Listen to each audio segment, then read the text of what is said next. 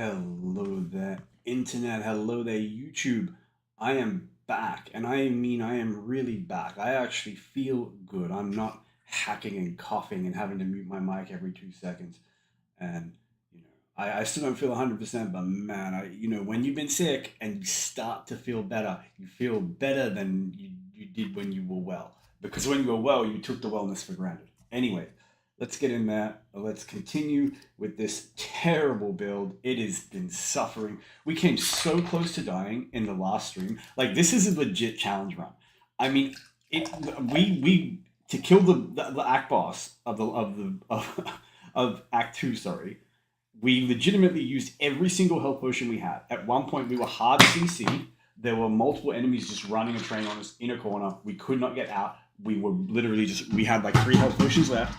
At one point, 0 health potions, basically one shot, running away from the boss as he like repeatedly CCs us to the floor with this beam. And I'm trying to run to a random potion lying on the floor so I can grab it, eat it, maybe. So the boss himself was one shot too. It was like, oh, it was like I knew I just one shot on him and we get him, but he has a slow, and if we and there were a bunch of minions around him that we couldn't clear quickly. So if he hit us with the slow, we would just die. So we needed to kind of like bait him away and just get one shot. But man, it was genuinely crazy tense situation. And we came so close to getting messed up in Act One. The amount of time we had to spend just like peeling onions and slowly chipping down mobs. It's been rough. It's been genuinely rough. Act Two was way less stressful. The actual physical, the progression through the actual act itself. But oh my lord, the boss absolutely bodied us. And I don't normally get bodied by act bosses in this game. Like, they usually are a pretty trivial threat. Though that boss in particular is one of the more dangerous ones because of his the brutality of his CC and the fact that it's like a 3-phase fight that can really push your resource, especially the solid layer. Anyway, I'm really yapping. We're going to get in there. We're going to continue. We're on Act 3. Act 3, shit actually does get pretty freaking serious, and it's rough. This is not going to be easy. Let the games begin. And here we are on Act 3. As I said, this is going to be a struggle because, well, there's no lesser of two evils here. We either go to the core, and we're going to be dealing with core punishers who have hard CC, can potentially just kill you, and any group of them can potentially just kill you if you can't kill them quickly enough or deal with them at range or what have you. Very dangerous. We will have undercloaks who are just going to be such a resource drain because it's going to take us an eternity to kill them. We just don't have the damage. Then there will be tyrants. There's the threat of ledging, and then there is the boss, Sugarman, who is very dangerous, but we will have our invincibility ultimate for him at the very least. And I'm fairly confident that even with our fairly low damage, if I really farm and I play careful and I have lots of extreme tokens, we'll have plenty of time to kill him. So I'm not worried about him. But getting to him, oh my lord, it's not going to be easy. Then we have the Infinite Factory. Getting through the Infinite Factory is going to be a struggle as well. There's a lot of fast melee enemies that hard CC, and we just don't have any way to kill them, before they're on top of us. We have this short-ranged radial that does not necessarily one-shot stuff, and it doesn't CC it. Like, our build is so bad. For anyone who's curious about this, so the typical build with Rogue will be built around Torpedo Strike, and if you're playing, like I am, a solo hardcore, then you're going to want Reflective Aura. You also use Manic Slam. It's not terrible. It's way weaker than Colossus, though people say she's better than Colossus. Absolute nonsense. But it's not terrible. You can easily finish the game with that build, mainly because you have invincibility. And Torpedo Strike is good. It has a good hitbox. It does good damage. Anyway, I'm putting a point in Torpedo Strike because I reserve the right to use it as a mobility skill at this point. Like, if I'm stuck in a corner and I can use this to just blast my way out of that corner, I'm not using it for damage. I'm using it as an escape. Then I will do that rather than die. I'm not just going to live with these two abilities. Anyway, but these are the abilities we are using. This effectively does not work in this game. That's why Rogue is bad. In the first game, it was useful and it was very strong because there were a lot of mutants in the first game and you could steal their powers, and then enemy powers actually did like passable damage, especially if you had this sort of thing like Max. It gets to a very, very high multiplier where it massively increases the damage of stolen powers. Actually, not a bad ability at all. a little bit slow, but then X-Men Legends was just a slower game. The time to kill was not as good. So things like CC or being able to steal a power that could then do huge damage, these extra steps were worth it. Then you have Energy Overflow, which it's just like, it's really bad. The arc is good, and the damage is okay, considering how many enemies it can hit. But it has no CC, and it is miserably slow. It's extremely unsafe to use, and that's the danger of it. So anyway, that's what we have. That's what we're going to be using. We don't really have any choice in the matter, because we are very deliberately using the worst build on one of the worst characters, and subjecting ourselves to a very deliberate challenge run. Anyway, we're going to head to the core first because. Hey, yeah. Come back.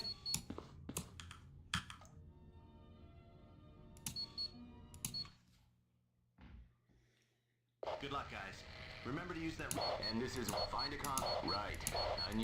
Because even though I have my worries about the Infinite Factory, on balance, I generally believe the core is more dangerous. But also, the core is dangerous in a way that, like, me getting a few extra levels is not going to suddenly, like, be, oh, okay, well, this will be much easier.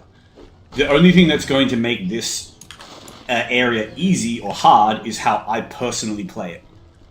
And it's going into, a lot of it is going to come down to my patience and, willingness to kite and separate enemies. And as I said, it's going to take a lot of patience and a certain amount of care and self-control. Not saying I have it, not saying I'm not going to fuck this up, but I would rather get it over with. That's, and if we're going to die here, then we just die here now. I don't want to play through the Infinite Factory and then play through the core and then die in the core and have to reset my entire match, So these are the guys I was talking about, core punishers. As you can see, they can stun, they can pop up, and they can knock down, so that makes them very dangerous. But not so much when they come in ones and twos. And these guys, so the way you're supposed to deal with these guys is there is an ability that Wolverine and Sabretooth have called Enhanced Senses, and when you have, I think, 7 points in it, these guys can be dealt with easily. Because they have this hidden state where they get basically massive damage reduction. And it kind of cancels that.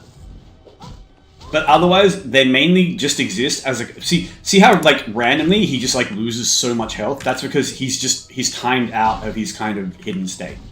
So killing these guys is just a resource drain.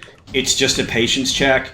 Because, you don't want them ankle biting you as you then push in to potentially dangerous boss mobs or groups of core punishers. And now, the core punishers are CCing you, and these guys come in and they're whacking you from behind, and, it very quickly will get out of control. Especially because we don't have damage. We can't just, easily delete everything. This is, wait. Okay, here we go. Millennium Code. Here's the... that's terrible. Okay. Yeah. Oh, well. But yes, for the record, that's how Torpedo Strike, if you haven't seen it, that's Torpedo Strike. It's a really good ability.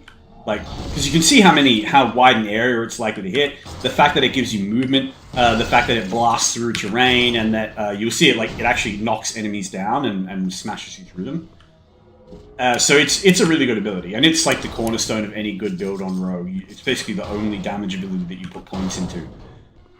But we're not allowed to use it. It also benefits from her passive critical strike, whereas Energy Overflow doesn't. Okay, these guys...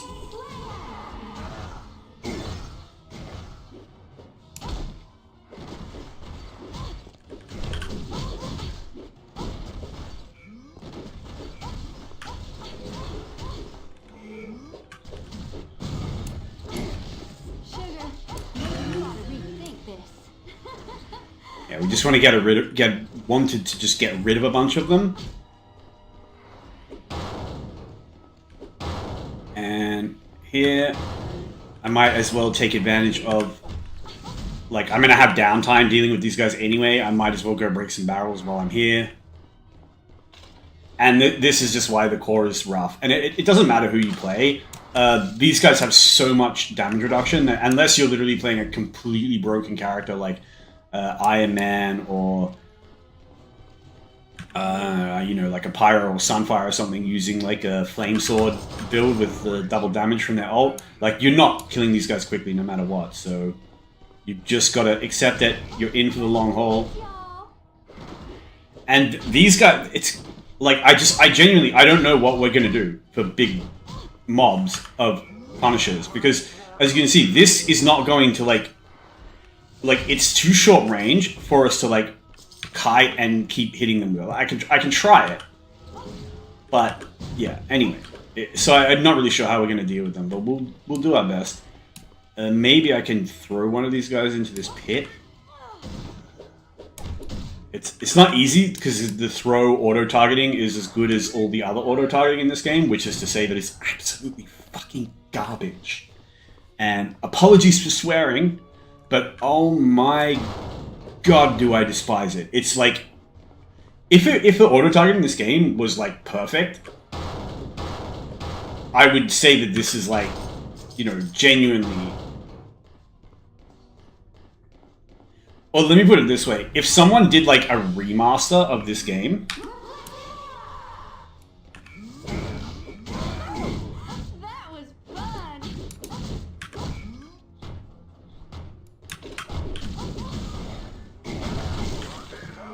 And it was like, you know, $70 or something. You know, because the remasters, they tend to be like... you know, they tend to have high prices. Like Diablo 2 Remastered, for example, was really freaking expensive when it came out. It was like AAA price not for a AAA game. Not that I mind it, because of the, you know, those niche games, you have to pay if you want them. If that's what you want, you pay, and it's fine. Because you know, I'll be playing that game for the next 5 years, 10 years, who knows?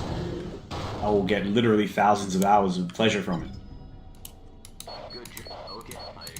But as I say, if they made a reboot for this game and it had console, like if it had crossplay, and so I know for a fact it would have controller support, and I know for a fact that you know it would not have fixed the auto aim because they wouldn't be able to with it having you know, functionally having like that. I wouldn't buy it. I'd just continue playing this because there'd be no reason. This like the single worst thing about this game is that. Setting aside the character balance, but then the character balance is irrelevant when you're playing with 4 people. Everything in this game is busted when you're in a team of 4. But as I say, that's literally the one mechanical problem as far as I'm concerned with this game. There are some bugs. Honestly, half the time the bugs make the game more fun.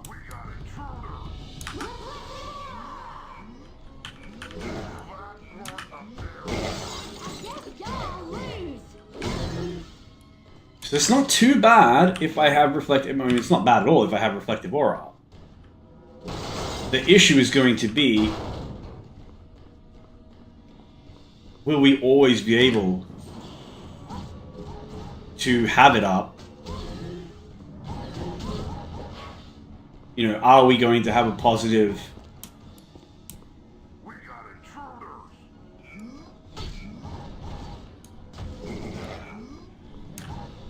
So these guys, I'm going to try to just kite them. But look how look, they're a little bit too fast. I kind of have to wait until they start attacking and then turn.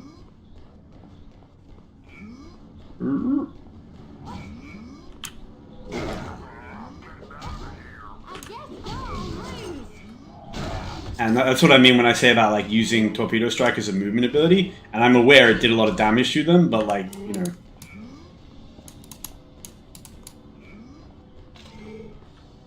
It's like, even that, like, I just literally want to click on that guy. I literally want to click on him because I want to see his stats. I need to know what he can do and what he can't do.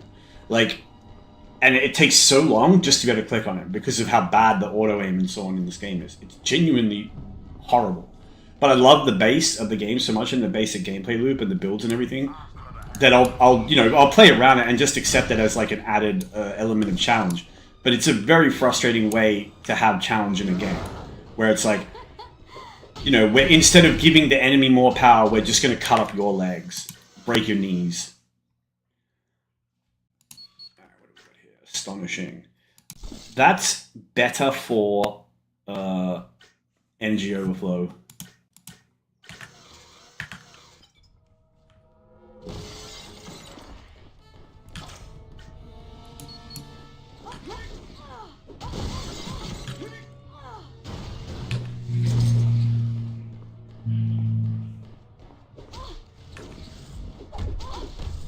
These guys, not the most dangerous enemy in the game, but definitely the most annoying enemy in the game. And also my least liked from a design standpoint.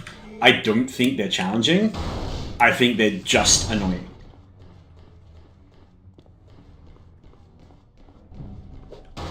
If they were... I don't know. I like...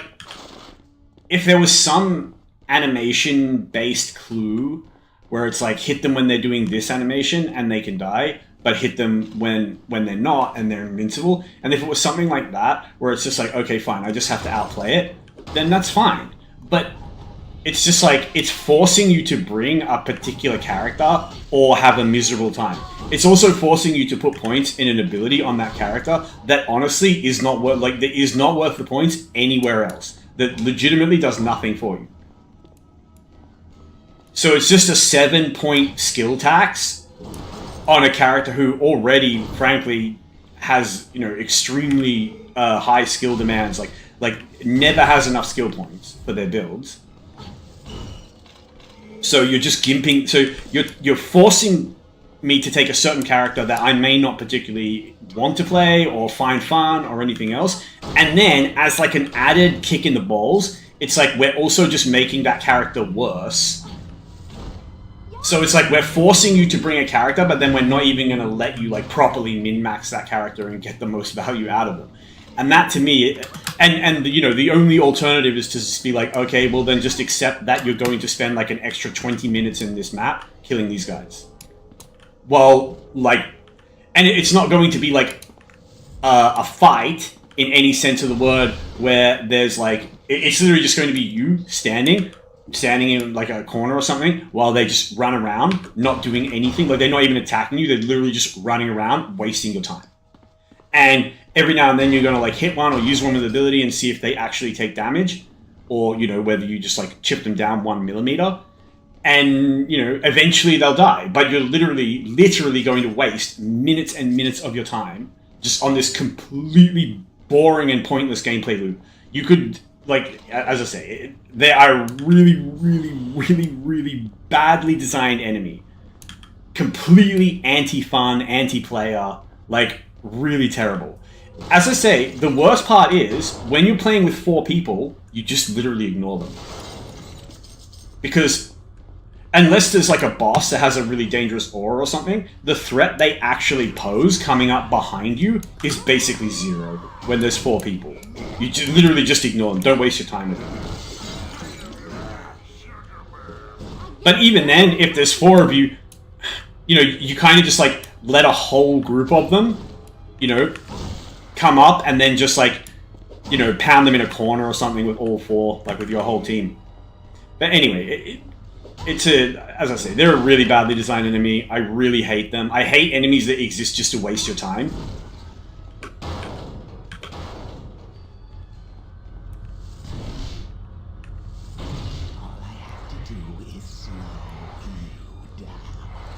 And yeah, as I say, they do it in a way that to me is like really crappy and unacceptable. Like there's robots in Act 1 that kind of do the same thing, where they actually try not to interact with you, and then they'll come and sort of ankle bite you when you push forward to attack something else.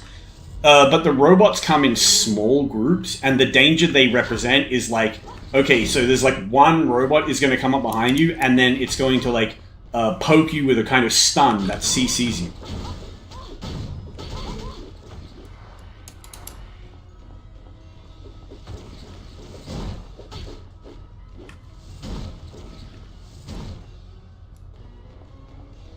But you see what I mean when I say, like, they don't even want to interact with the player character. And it's literally just like, well, what is the fucking point of it?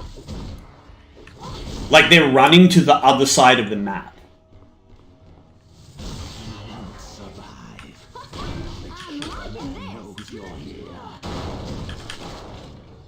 Anyway.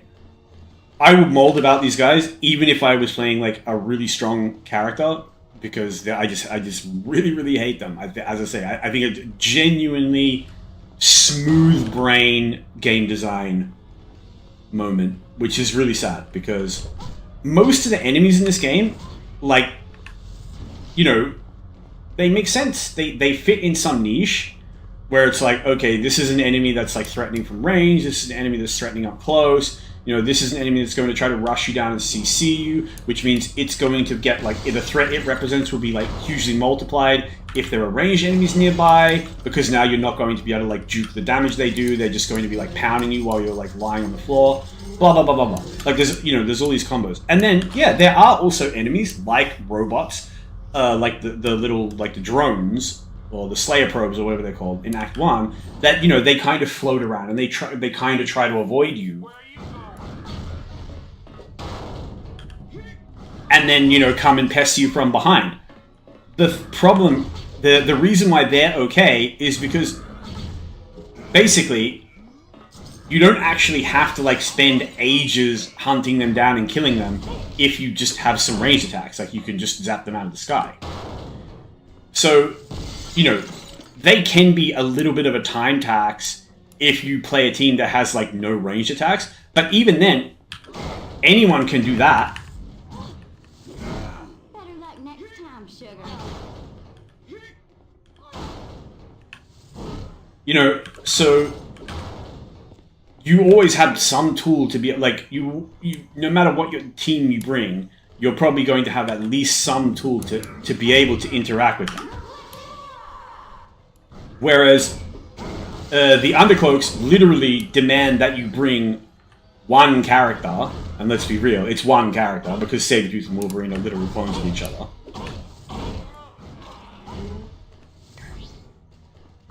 And that you have to spec into one ability on that one character. That to me is completely unacceptable.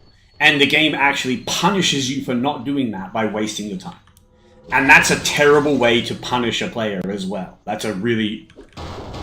Because no one plays a game to have their time wasted.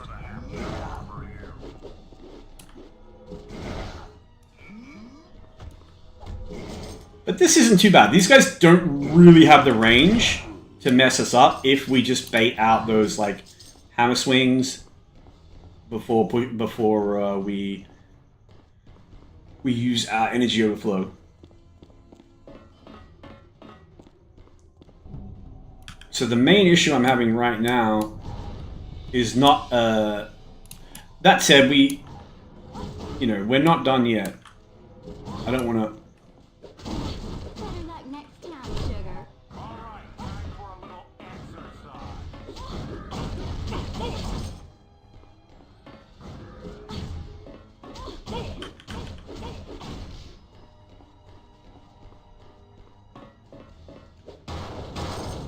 Yeah, I don't want to, like, sit back too much, you know?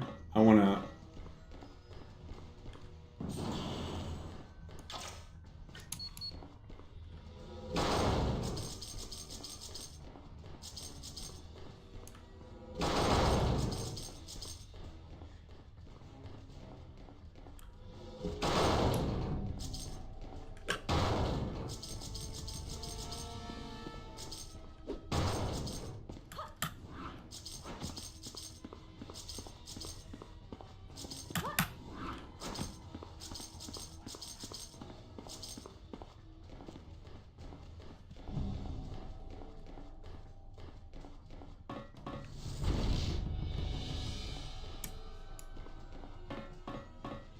Sure, I can get out that way. But yeah, as I say, I don't want to relax too hard because we're a long way from through it. And as you can see, there are some kind of combos here that can potentially be dangerous. Ooh, that was fun. Like if we get a dangerous mob of these guys that can put a lot of damage on at range, and then there's core punishers as well, then it kind of like taxes you for spending too long hiding the punishers and blah blah blah blah. Anyway, there's obviously ways to deal with that. You need to peel them apart, but again, it just requires more time investment, more patience.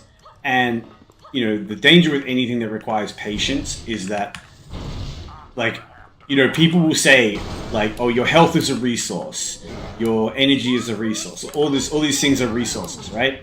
And it's like, that's all true, 100%. You know what else is I mean, like in-game, your health.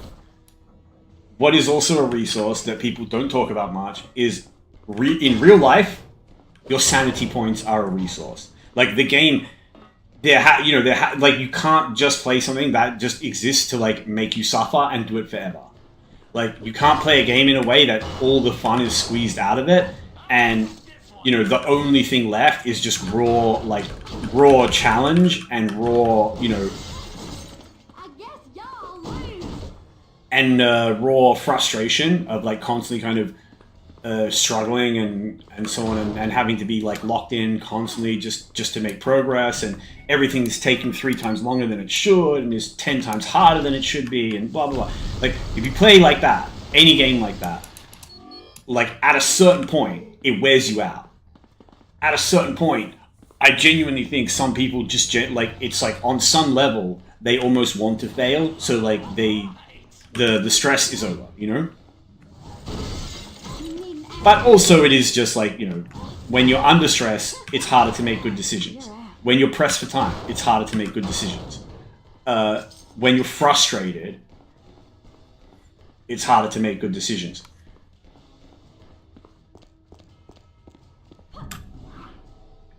And when you make bad decisions, you can just die.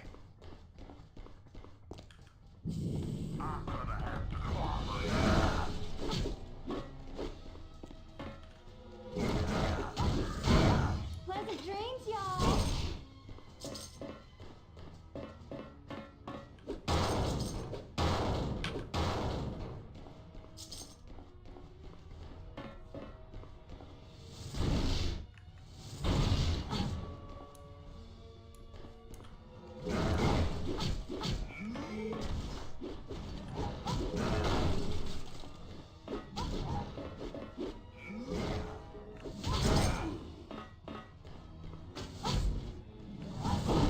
Y'all quit just when it was getting fun. I'm still kind of leaning on Smash a fair bit, just because it CCs.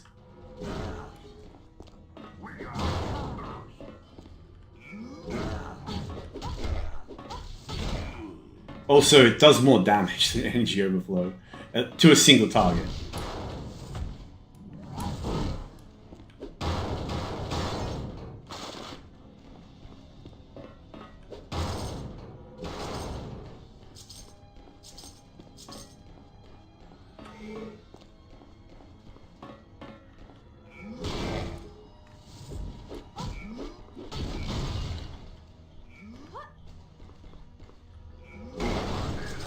Better luck next time.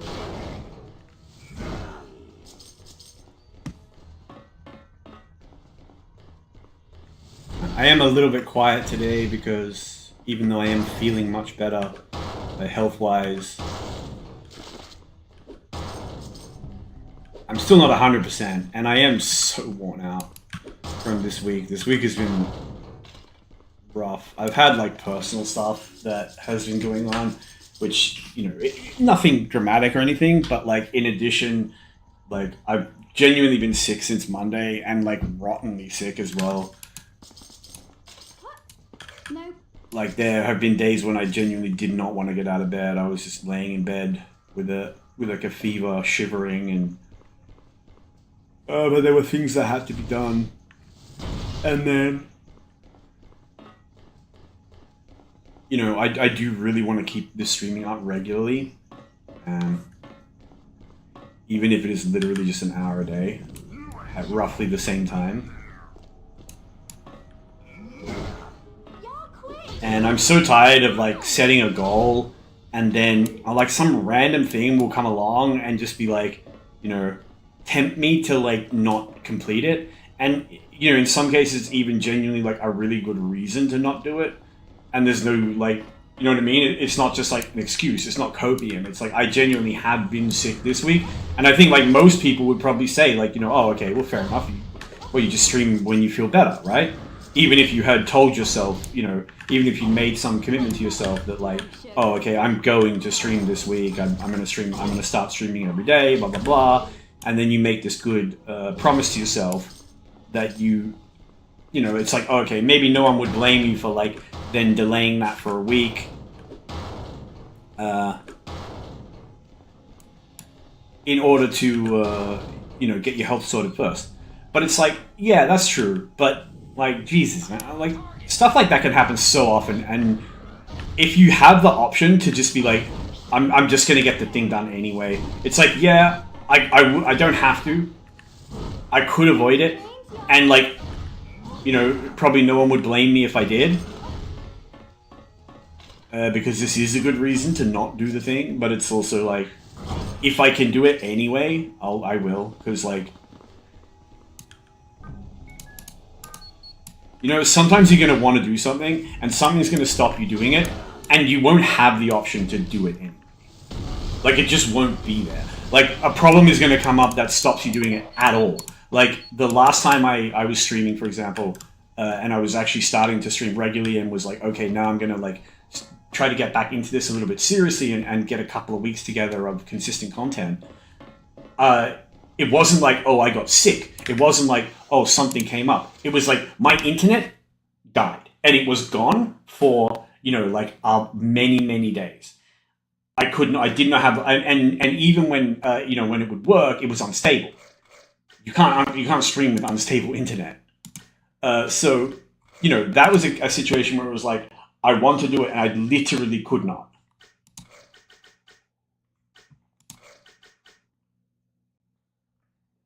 This week, the situation was, I wanted to do it.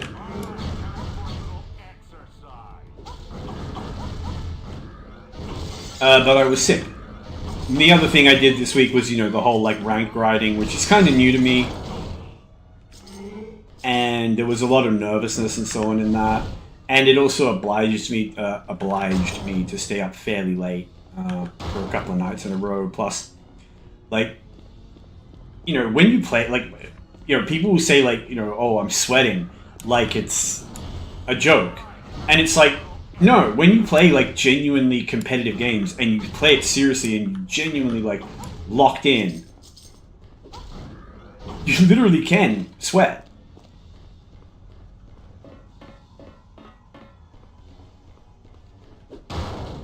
Like, you can feel seriously tired after playing, a bunch of hours of ranked in a competitive game.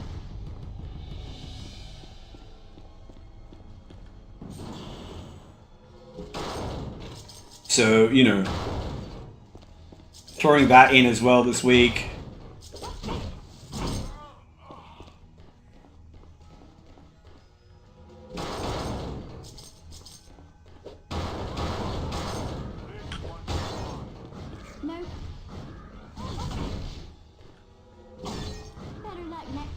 Sugar.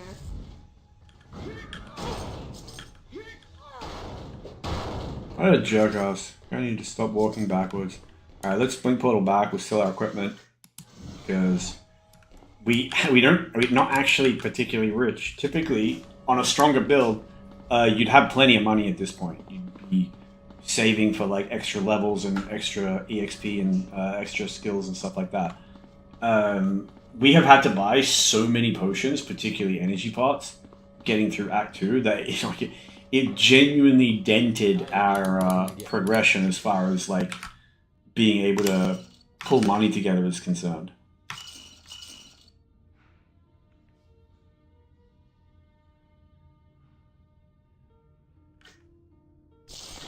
It's all in excellent condition.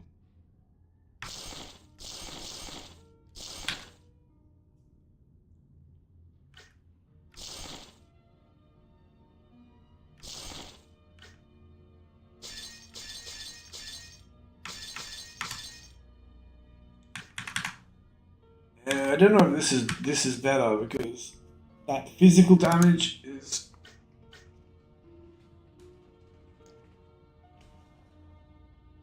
pardon me. Stretching. Muscles are really tense. This is the other thing, is like, because I've been sick, like, I don't know how to explain it, but it's like you kind of go a bit stir crazy. You can't go out, you can't exercise, you can't, you know.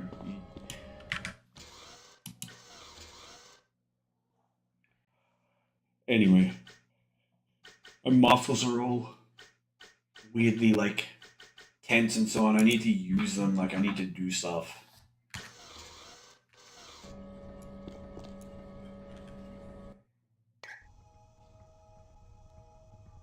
But I still don't know that I'm up to like going out and working out for some long period. I certainly will be this week.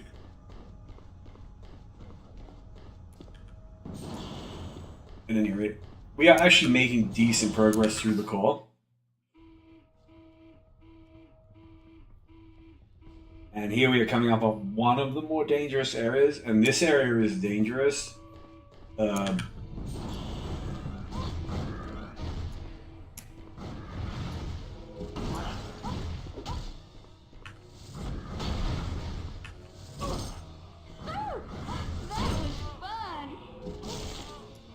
So this, even if you have invincibility, this area is still dangerous because the real threat here is getting ledged, which insta kills you.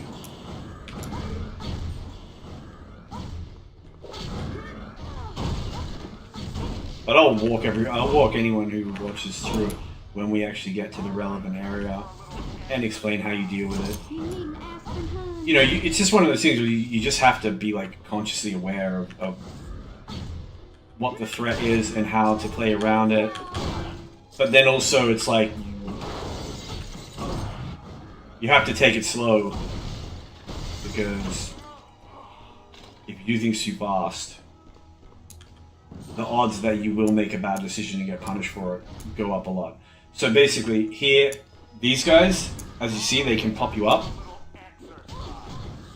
which means they can knock you into the cooling tanks, which will insta-kill you. And that just means you have to bait them away from the tanks, or keep them between you and the tanks at all times. They can come out from between these things. Sometimes there are enemies like hidden in here, so like you think, oh okay, my flanks are clear, I run forward, and then one of them comes out and goes pooh and knocks you in. Like it's very much set up to have them come out behind you like that. But what, you know, we just like kite it back, and it's like, okay, look, now he can CC me against the wall, and that's fine. Like I don't want to be CC'd against the wall, but it won't insta-kill me, so I can live with it. And that's it. It's just like, it's a bit of a fun tax, because it means you have to do these areas very slow and very methodically. But there's only 2 of them, so... I mean, there's one on each side, but there's, I think, multiple of these little areas here. 2 of these kind of lanes, let's call them. And then here, it's the same scenario. We just see, you can see there's anything there, because you can see the aura.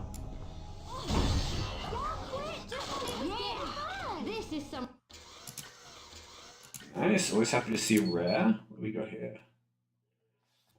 Honestly, not particularly great. If it had another type of damage, if it had like dual channel damage, it would be really nice. And then I saw a tyrant there, so again, we're just back against the wall.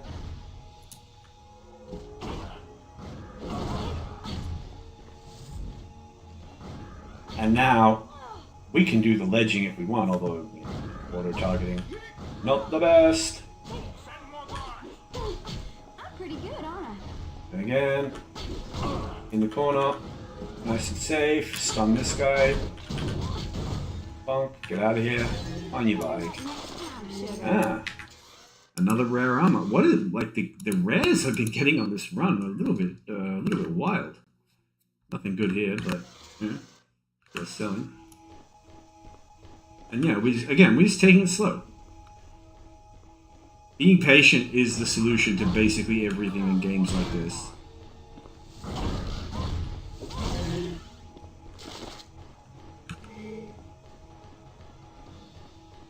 And one of the funny things is like,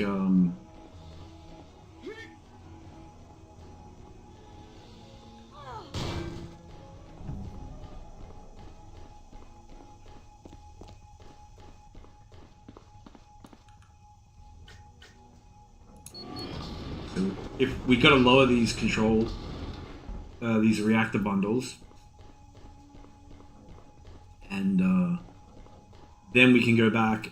Then we can turn the reactor on. I think it is, or off, or whatever. Basically, if we don't lower them before we pull the switch, it'll irradiate us.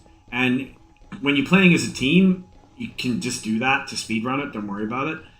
But as a solo, I would highly not recommend it because it's putting you on the clock and it's saying, okay, well now you got to rush to those control bundles. And if you do that, the odds that you get ledged go up very, very, very high. Trust me. I got ledged on this map playing as Colossus the first time I did my first, wasn't my first, but Well, good.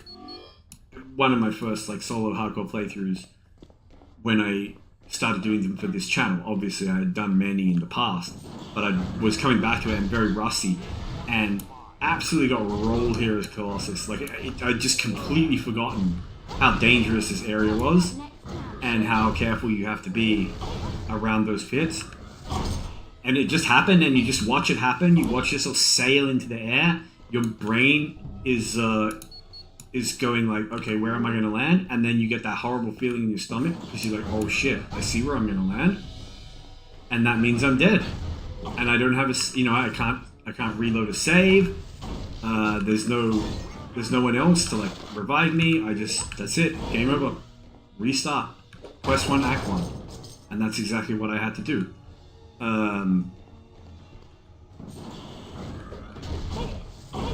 But I think that was my only death as Colossus. Aside from, I had a death in the very early game, in the early like Cersei tunnels. But that's not that bad. Like, that can just happen. That can happen to any character. That area down there is so dangerous.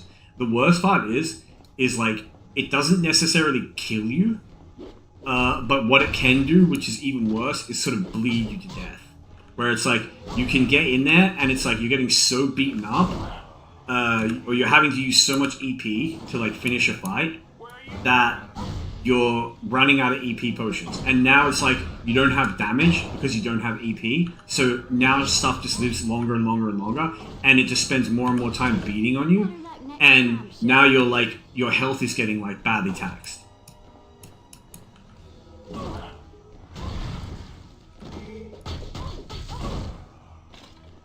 And now you're starting to like eat a lot of potions.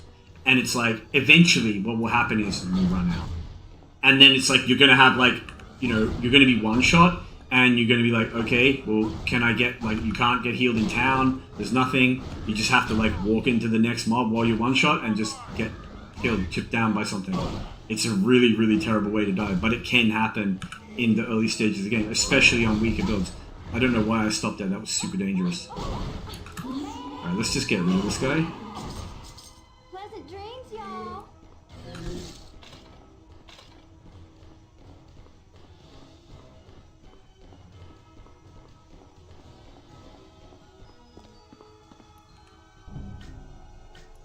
Lower the old control rods.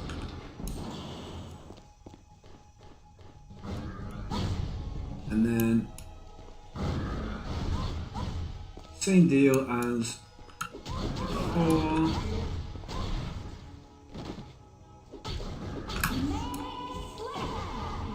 I just remembered, like, yeah, there's actually a thing behind us as well, so we want to just quickly get rid of them. I mean, you can kite around the outside of it, you can make it safe, but if I've got the extreme dogger, I'll use it. Just, get through this area a little bit quicker. As I said, the longer you spend doing something, the odds that the odds that you will make a bad decision go up and up and up.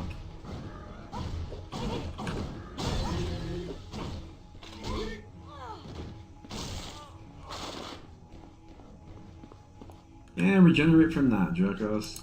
Get out of here. Whoa.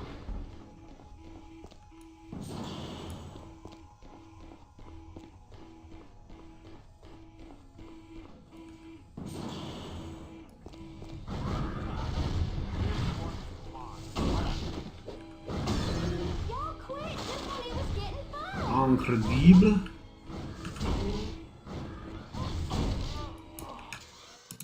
If I remember correctly, incredible is flat physical damage. No, okay, electricity. Alright, that could be an upgrade for us. But why is it so high level? It's level 30 and it only does 5 more damage than what we're currently sitting on. Oh, it is what it is.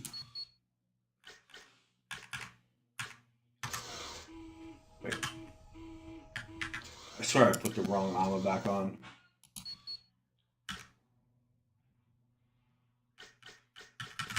Yeah. Wait, it didn't actually swap it, did it?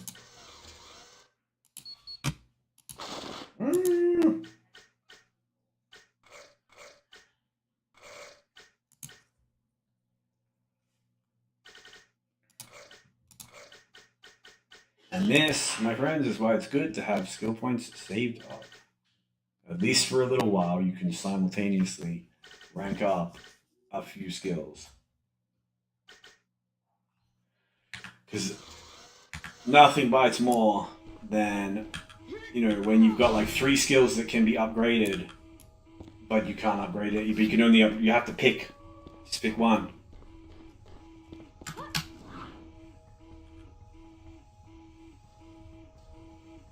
And being able to fly back is handy. I appreciate it. Good.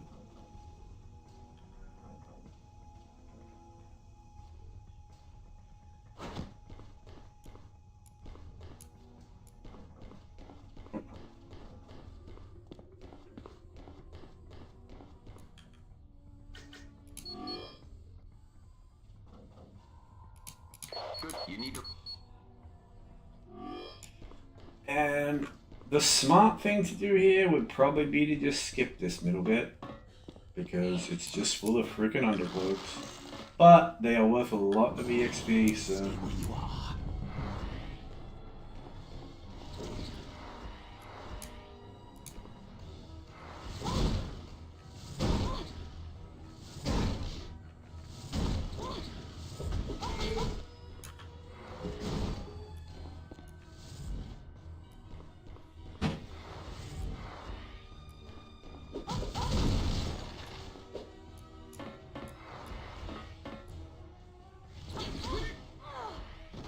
Aha, in you go.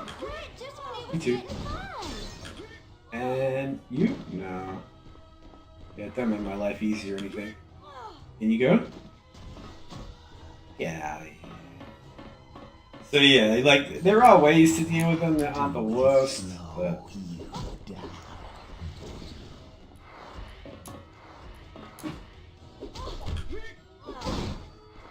And that guy body blocked for him. What a little rat.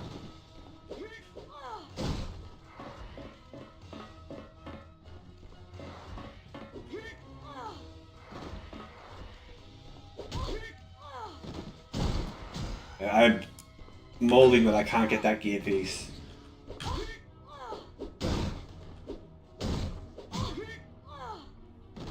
I'm molding that apparently I just cannot throw in the direction that I want to throw. I'll throw in any direction other than the direction of the bottomless pit that I need to throw them into.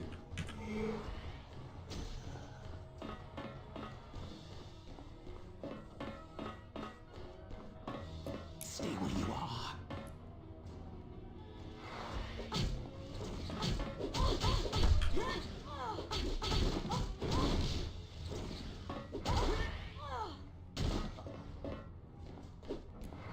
Just slide off, please. Get out of here.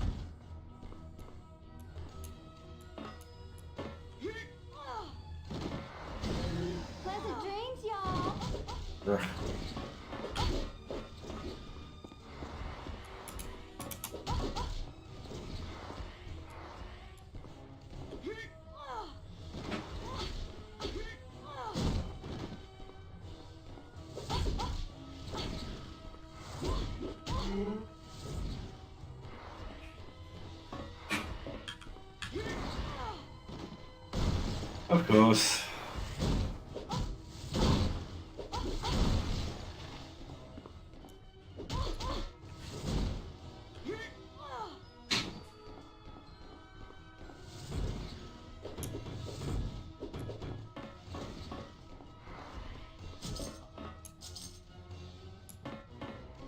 Like, this is what I mean. Like, it's like they genuinely just don't even want to interact with you. It's so frustrating. But we got most of them in a relatively simple way of just chucking them in, ledging them. Hasn't actually been that bad, to be honest. And we're coming up on the end of this area. Like, we're coming up on the kind of boss arena. This has been a really quick run through the core compared to what I thought it would be. Our damage, I think partly because we just have had really good gear, damage has been pretty decent.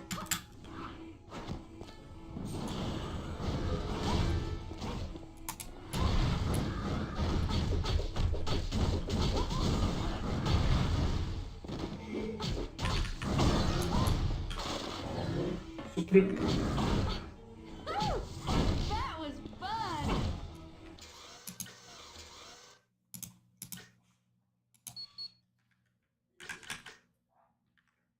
Not very useful.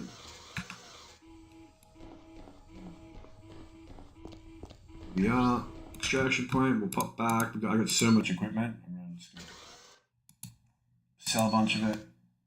Mix some of that filthy lucre, you know.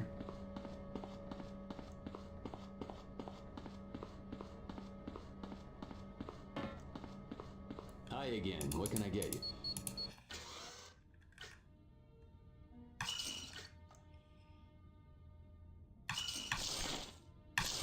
It's all in excellent condition. And then we want the Incredible, but we might as well. Honestly, I prefer the extra damage.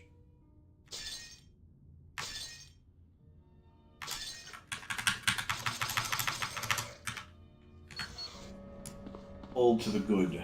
Now, man, I wish I could jump in town. Just get myself down there. Because I walked a long way. For some genius reason that cannot be explained.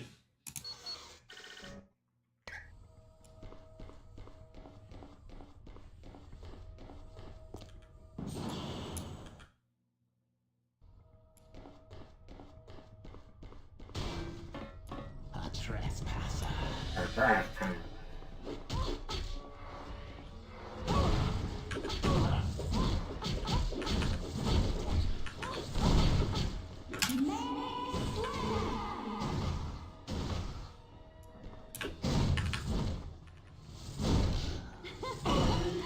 You're up. And that's where undercloaks. So sometimes an enemy can get a lot of value out of just existing. So, like, if there's a boss around with the protected by minions, aura,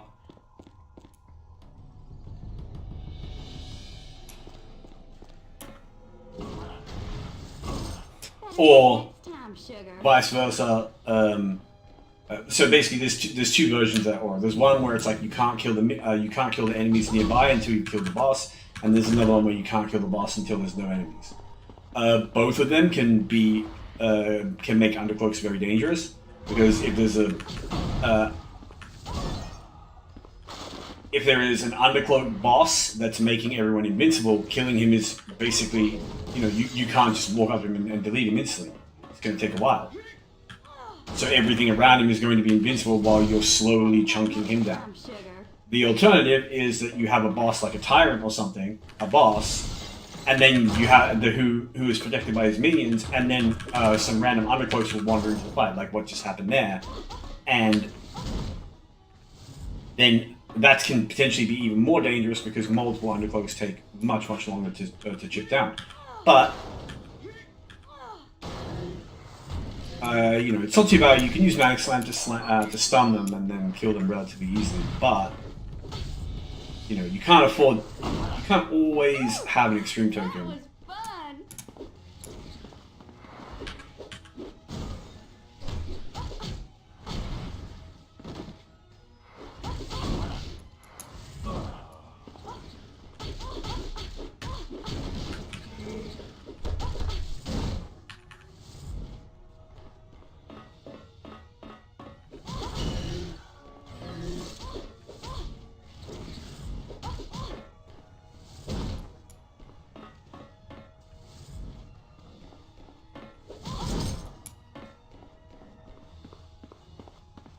And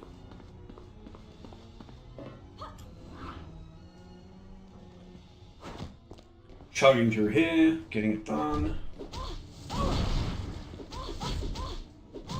I guess y'all lose. I might actually have to save and go AFK for just 5 minutes once I've gotten this boss done. I need to respond to a text on my phone. It's not like an emergency, but it does warrant a prompt response. All I have to do is slow you down.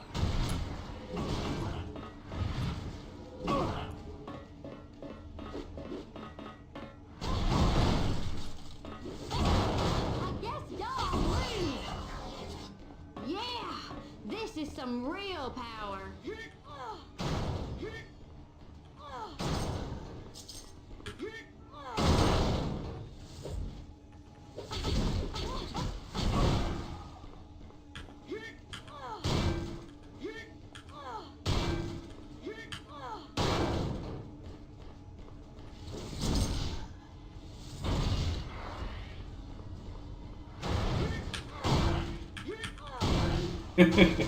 It is pretty fun just like eating all the furniture at someone. Just like, I'm gonna throw this chair at you, then I'm gonna throw the table at you, and then another chair. That was fun.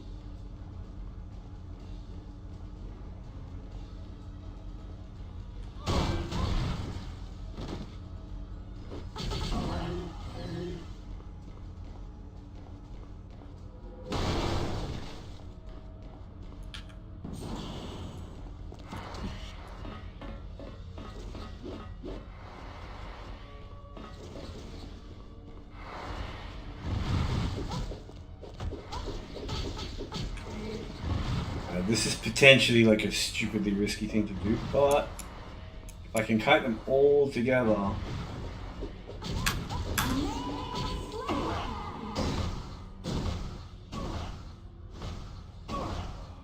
Y'all quit just when it was getting fun. You won't survive. Now that Sugar Man knows you're here. Yeah, make my life a lot easier. All I have to do is slow you down.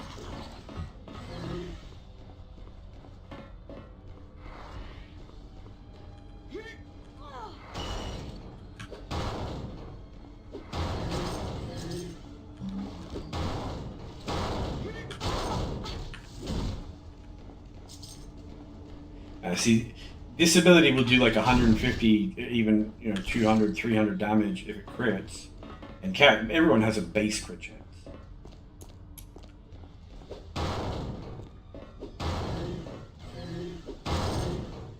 But against those guys, when they're in their like damage reduction state, it's 30 damage.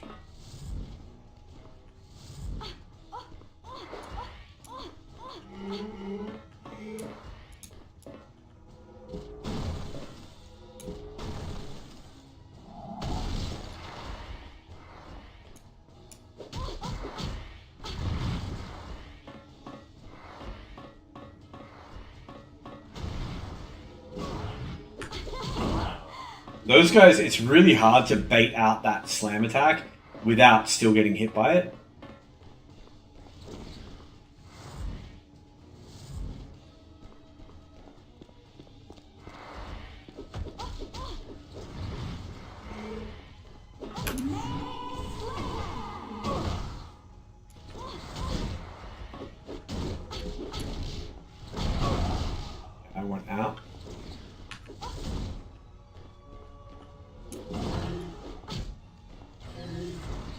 I need to take these guys piecemeal if possible, since I kind of whiffed on getting them all stacked together for the ult.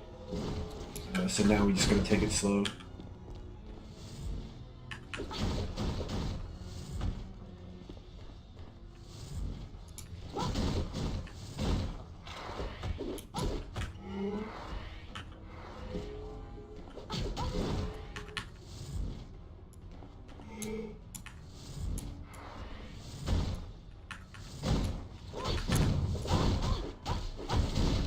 You need an aspirin, hon?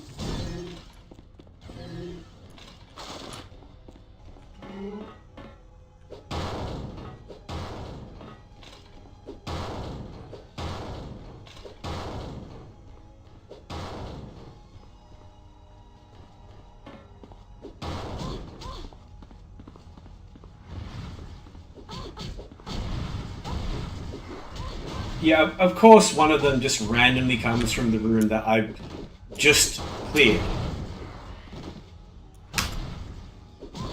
That's so fair. Oh, that was fun.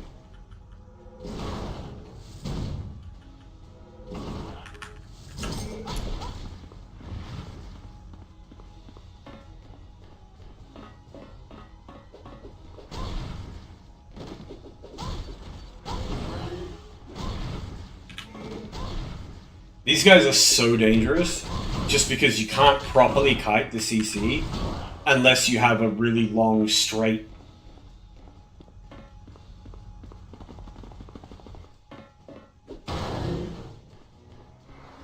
lane to kite them down.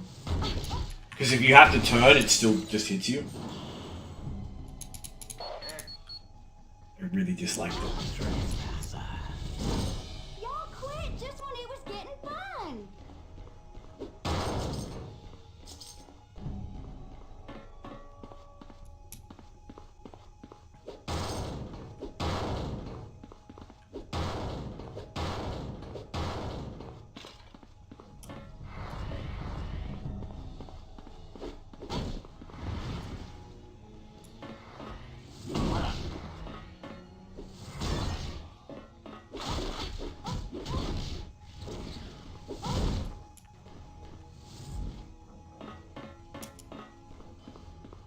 All I have to do is slow you down. Pleasant dreams, y'all.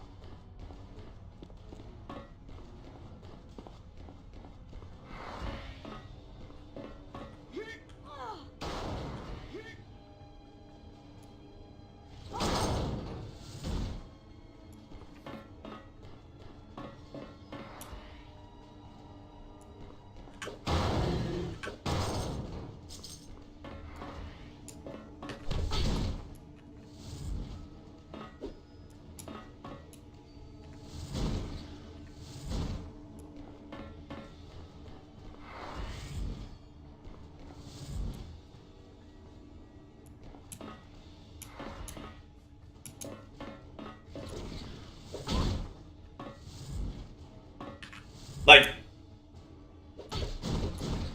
there's no way someone playtested this and was like, yeah, this is great. This is like super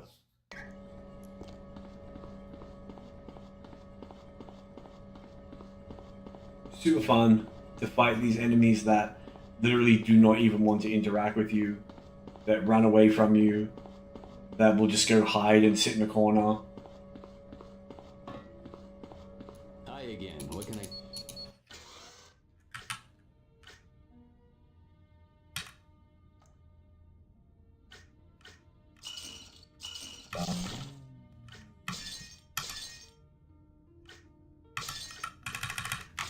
You won't find better prices anywhere else.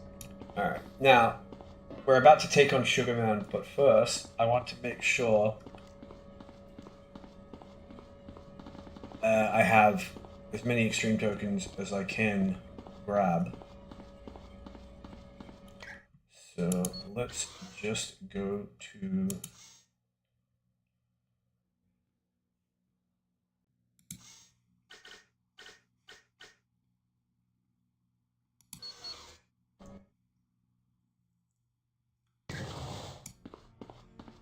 the ever reliable southern habitats.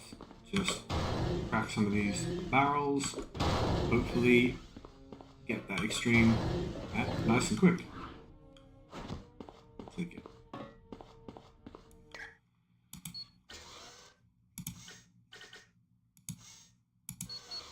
And back to the weapons facility. And we go do the Sugarman boss fight. Now, I will say the Sugarman boss fight is one of those fights that can be quite difficult, actually very fun too, if you have a way of like ducking and weaving, getting in and out, like hitting and then getting out. But we've got 60 seconds of literal invincibility. So plus we can break boxes and stuff in the arena and probably even get another extreme token or two. So I'm not super worried about that.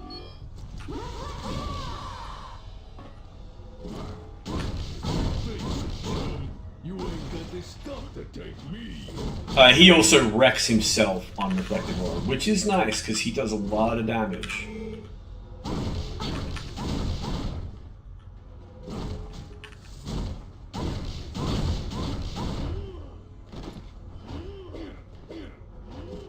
Your punch is a lot tougher than you look. So yeah, that's not a boss fight I was worried about at all, not with Reflective Aura. But if you have any form of invincibility or damage mitigation, invincibility I mean, or if you have the range advantage, you should not die to Sugarman. The only characters who are likely to die to him are melee characters who don't have invincibility buttons. Pretty much all of those characters either have range advantage anyway, like Toad, for example, has range advantage, so it doesn't matter. He's also super fast, so he's super good at kiting. So again, he has no problem. You have someone like Kurt, maybe. Kurt has no range advantage, but it doesn't matter because Kurt's ultimate is so devastating to bosses that if you just come in here with this guy with even 2 ultimates on Kurt with a proper build and good gear, you just flatly kill him with your ultimate before he can even touch you. Kurt's ultimate, Master of Chaos, is setting aside things that are legitimately broken, like Iron Man's motion amplified nonsense. Master of Chaos is the best boss killing ability in the game. But then you have other characters who aren't so lucky, like Juggernaut can really struggle. Well, I wouldn't say really struggle, but it's like Juggernaut, Wolverine, Sabretooth are the ones who are potentially going to have a more rough time. If you're talking about the traditional like melee fighters, because none of them have range advantage, but all of them have ways to like get in and get out.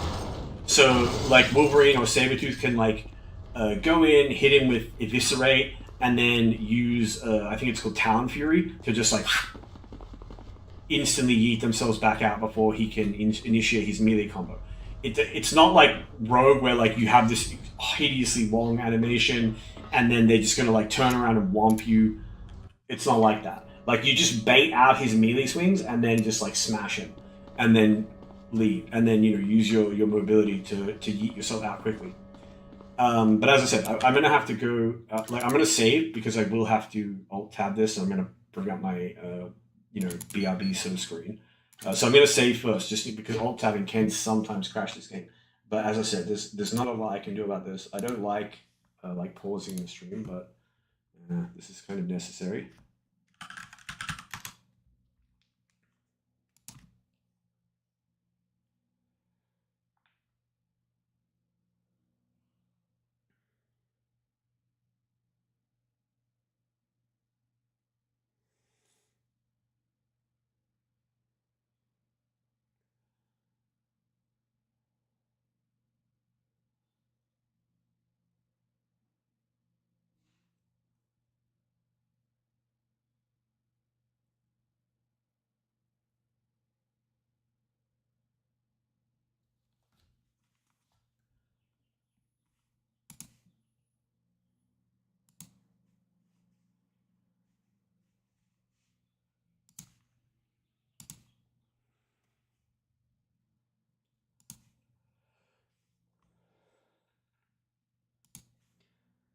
But yeah, as I said, a little bit unfortunate. I just have to respond to this SMS right away. and I'm old. I'm terrible at typing on a phone, and it takes me a little while.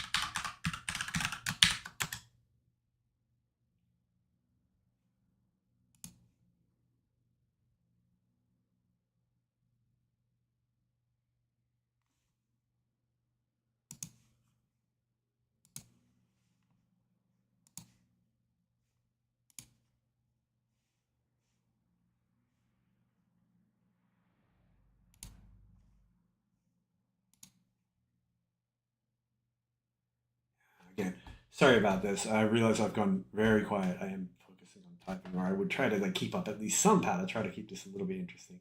I'm practically done though, so we'll be back in the game, assuming it doesn't crash. If it does crash, I just reload it. It takes 2 minutes, which is why we made certain to save.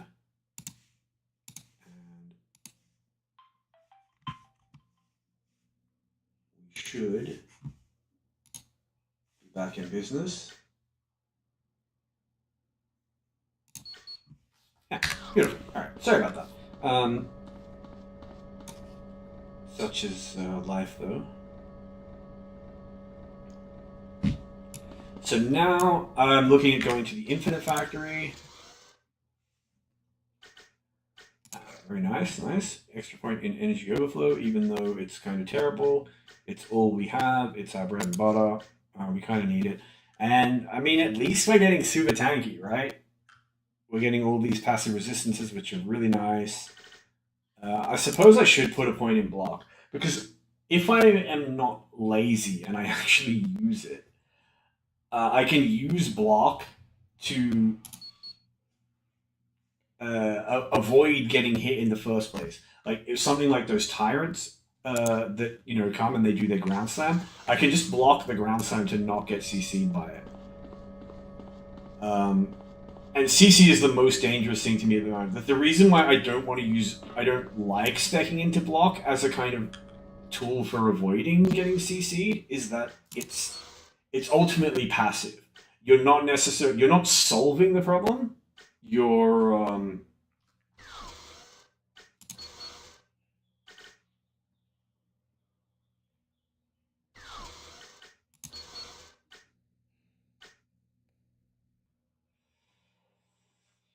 this is very doable. but it's going to be a bit of a faff. I'm not sure I'm in the mood for it right now. It's not like I'm going to get levels from or anything. But let's talk to Heather Hudson. Get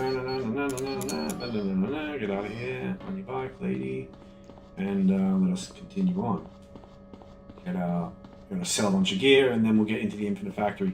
Now, as I say, the Infinite Factory is like the opposite of the core. The core is dangerous, well, for this character at least. The core is dangerous getting to the boss, but then I'm not worried about the boss, because I have it, because his one trick is burst, big burst damage, and our one trick is, saying no to big burst damage, so, we kind of cancel him out. But getting to him, I'm always a little bit concerned because of the threat of ledging and the CC and everything else. The Infinite Factory is kind of the opposite. Getting to the boss is... It's not free, it's not... But I worry less in here against, the normal minions than I do about getting to the boss. Because the boss in this area can be so dangerous. It can just chain CC you to death. We should be fine, though, as Rogue. Usually the bosses in this area are going to be super dangerous if you don't have some physical melee damage ability or some high damage tool to destroy physical objects. Like something like this trap, for example. Some characters are really terrible at destroying things like that. And if you suck at destroying things like that, you are going to have a terrible time. That's Bishop's unique item, which is super frustrating. It's actually a pretty good item, but only Bishop can use it. Mainly for that plus 50 damage.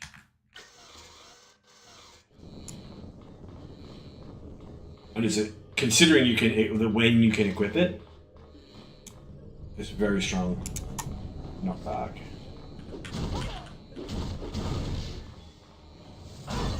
Out of here. Telepathic. That is plus damage. It's plus mental damage, which is one of the lower value types. So we probably won't want it compared to the electrical. But still.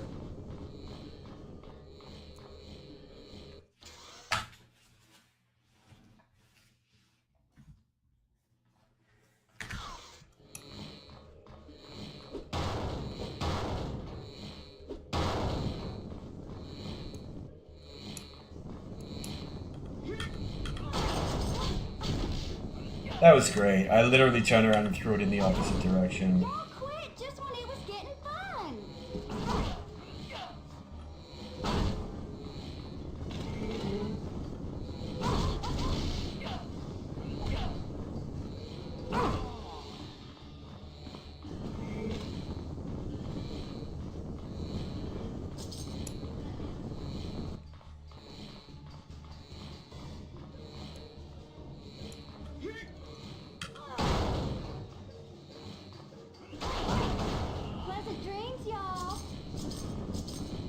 Honestly, like in this area at least, energy overflow is doing okay. I'm getting a tiny bit more beaten up than I would like to when I'm relying on a ranged ability, because I feel like, if a ranged ability doesn't really give you range advantage, well then, it's a little bit stinky. However,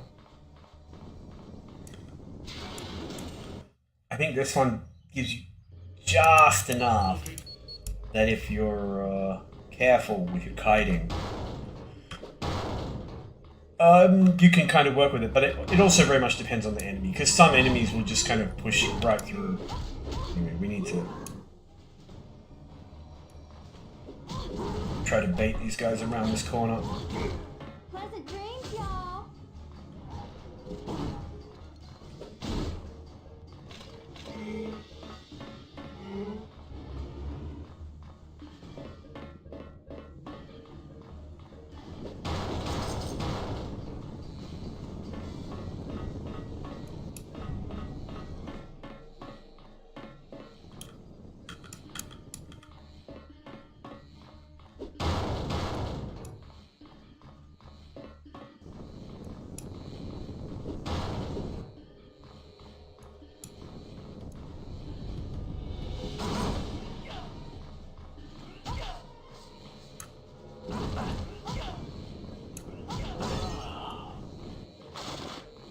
As you can see, those guys are a little bit tricky to bait because they have that fast poke that can kind of smack you anyway. But the main one to avoid are those two, what I just got whacked by there, which is the CC combo, which, as you can see, once they get you with it once,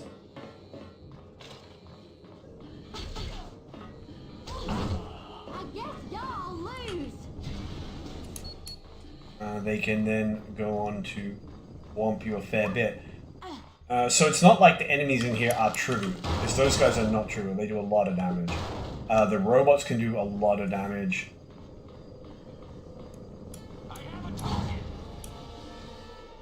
And even these guys, depending on the abilities they have and whether they're elites or something, can also chunk you down fairly decently. And then it's like when you get the combinations where it's like, oh, okay, well now there's the guys CCing me, but then there's guys shoot blasting me from behind them. Things can get out of control pretty quick.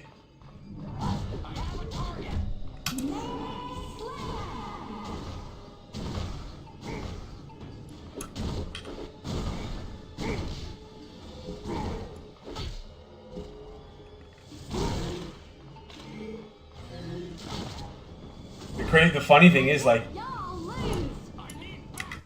one of the real weird strengths of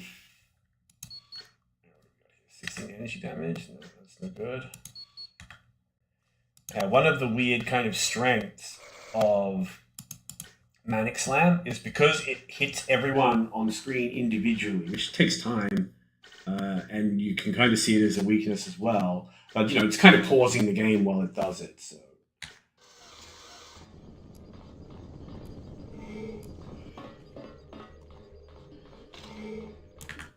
Unless the time it wastes is just personally frustrating to you, it's kind of immaterial in game. But it does waste time.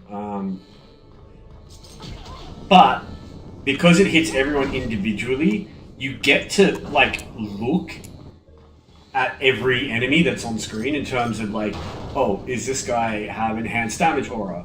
Does this guy have a combo shield? And what do I need? For example, I was able to see that guy had a pop-up shield. And then I automatically know to hit him with a pop-up combo. Sometimes, when there's just one guy with a combo shield in a mob of enemies, it can be really hard just to get your mouse cursor over him and just get, like, that information you need to break their combo shield. It's hard if you're trying to avoid damage from them, trying to avoid getting, bashed around.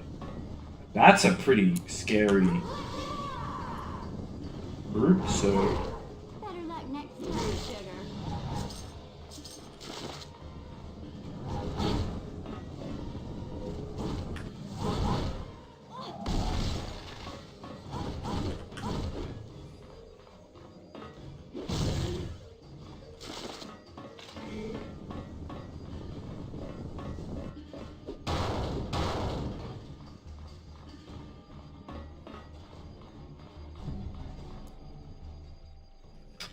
Both of her ults, I will admit, are very good survival ults, because,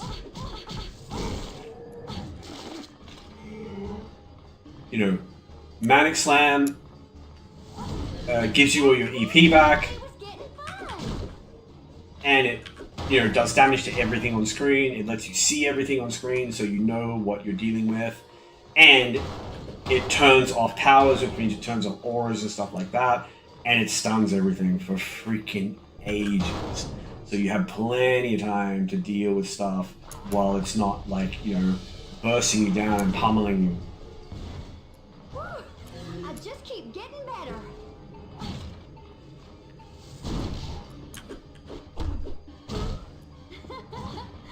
Yeah.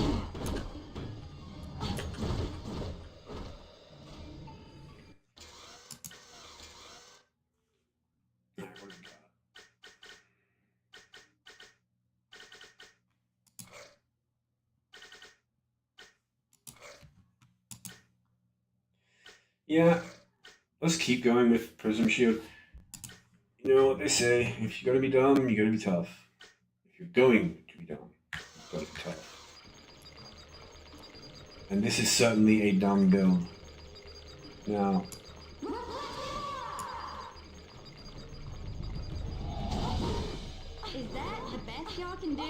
don't have enough power for that. Thank you, game. I love when I like when the game is like, oh, here's this super dangerous trap. You probably want to target it first because it's very dangerous. Oh, you can't target it first because auto targeting is going to make you just fly off and attack the floor instead because obviously the floor is the real threat. So frustrating.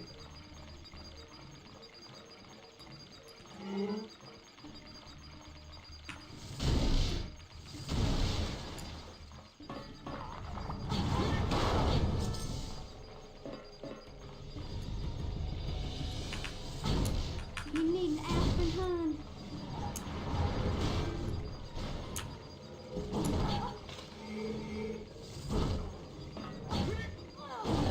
Pleasant dreams, y'all.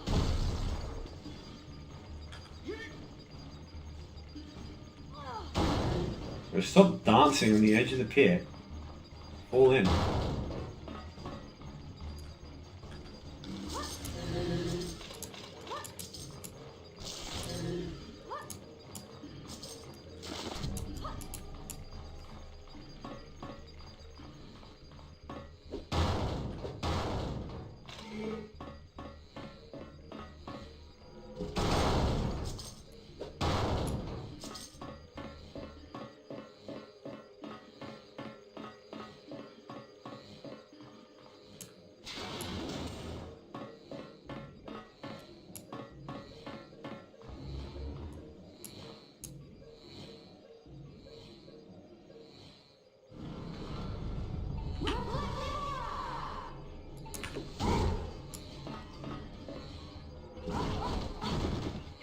And yeah, in a spot like this, Y'all quit just when it was getting fun.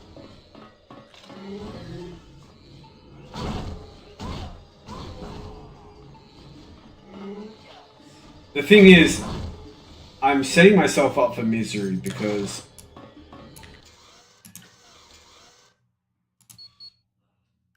if I continue to do challenge runs, I'm going to have to do one with Scarlet Witch, who I've said so many times is the worst character in the game.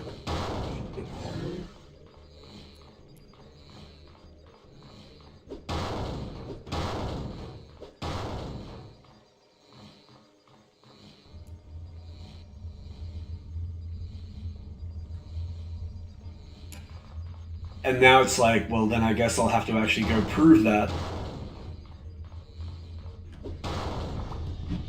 Which means I'll have to suffer through actually playing her.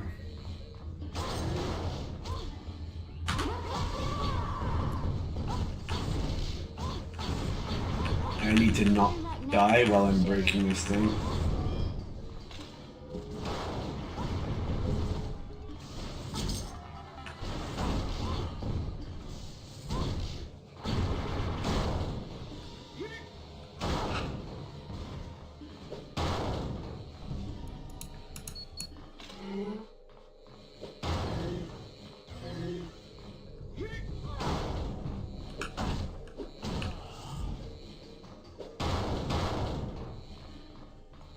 But this has been fairly smooth so far. Famous last words, I know.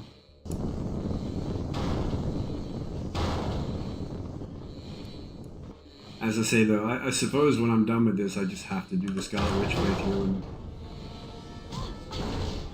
suffer to demonstrate to everyone that, like, for solo play, she is the only genuinely F tier character.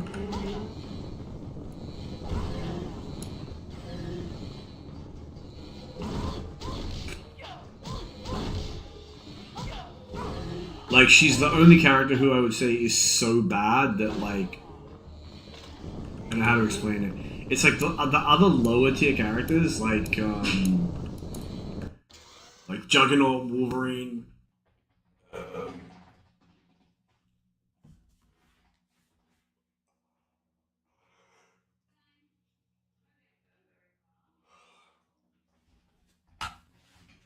Like, Juggernaut and Wolverine are bad because they have bad energy economy and no invincibility, but they have to run in to melee combat. They don't really have any range advantage. But what they do have is a heck of a lot of damage. lots and lots of damage, and damage can solve all your problems. They also have lots and lots of mobility and speed, and the combination of those two things are more than enough to play your way out of every bad situation. So to call them like F tier, like they're genuinely terrible, is just like, I don't know, I can't justify it. Like, yes, they're weaker than the strong characters, but when you play them, they don't feel weak. In fact, sometimes they feel more fun than the strong characters because you actually have to outplay stuff. Like, you have to use your mobility and your high burst and so on. And when you play it well, you're actually clearing faster than some of the characters that are actually, that I would say are better, purely in the sense that those characters who are better cannot fail. Like, you know, they have tools that like really, really protect them. Whereas you don't have any, like, if you make mistakes, as we were going to say with you, you can just straight up lose the game because of those mistakes. But you have the tools to play to finish everything if you are careful and make good use of the tools that you have, which is your speed and your damage. So like other low tier characters are like,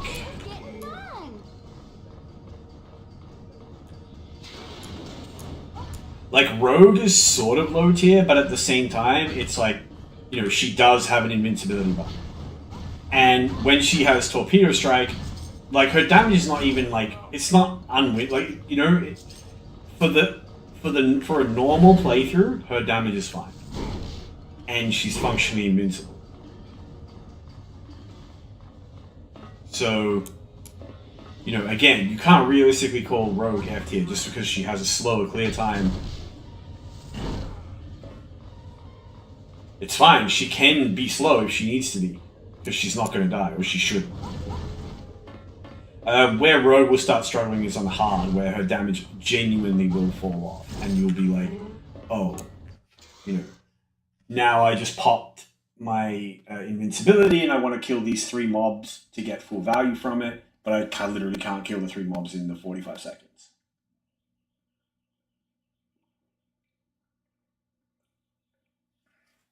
Pardon me, just taking a sip of my drink.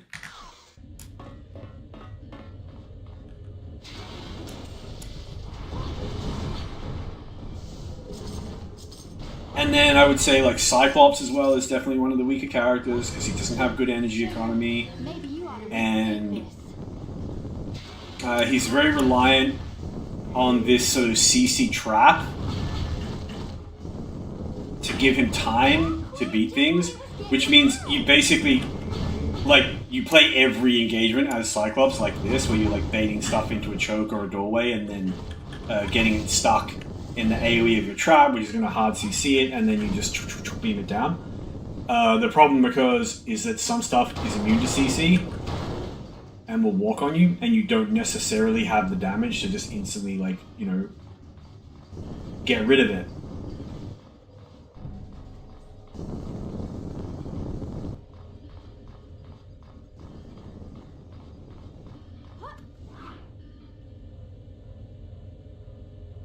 Or you may have the damage, but it's conditional because it costs so much EP to use it.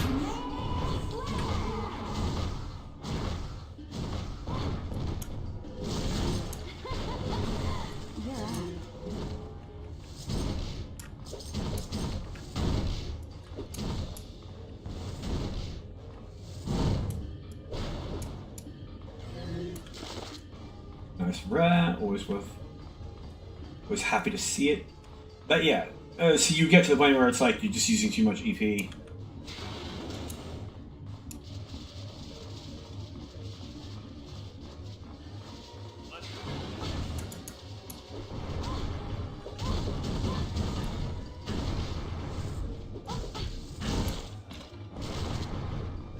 Alright, this is gonna give me all the res today.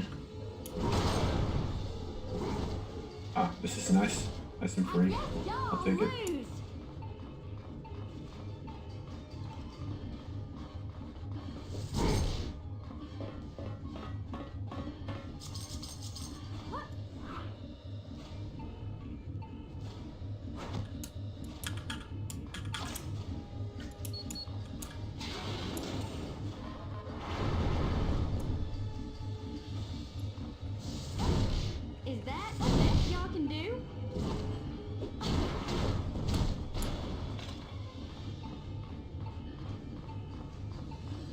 So yeah, I don't know if I could really justify calling any of the characters like really low tier. The vast majority of the characters in this game, if you were to do a tier list, are just B. Like, they're just right in the middle. And if you played through the game, even solo hardcore with them, assuming you knew what to do and you knew what build to put on them, they would not feel like a B tier hero. They would feel like an A or even S tier hero. Because everything in this game, if you play with a little bit of common sense, you know, like you pull things into chokes and use your abilities in a good way and all that sort of stuff. And if you put good builds and good gear on your heroes, most of the stuff in this game will feel really strong. The handful of heroes who won't are like Rogue, as I said, purely because she can struggle for damage. And because all of her startup frames and everything, like just all of her abilities, even Torpedo Strike is slow in comparison to the other melee ability that does basically the same thing, which is Siberian Express and Bull Rush.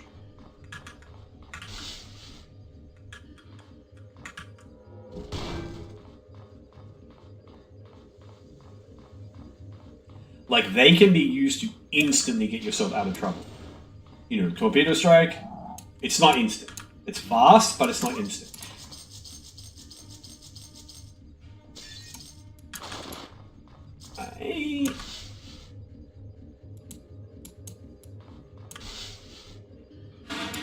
Well, maybe I could use Energy Overflow on that, but apparently not.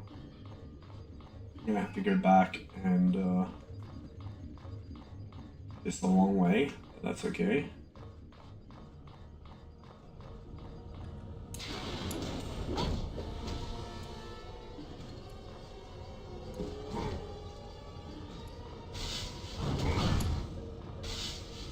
Oh nice, I took his aura. That's cool.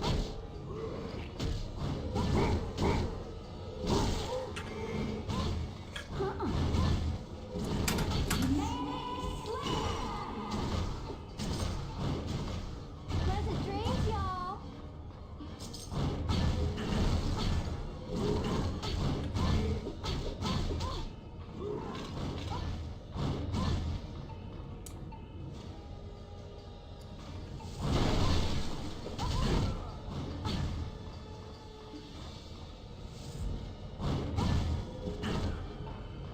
Can't do that.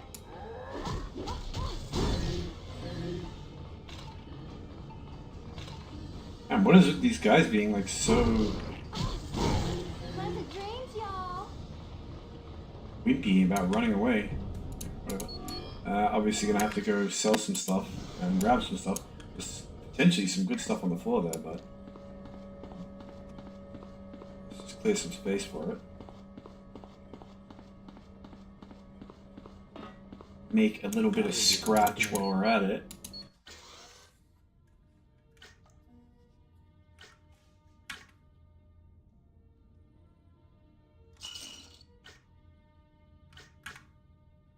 Sorry, no credit.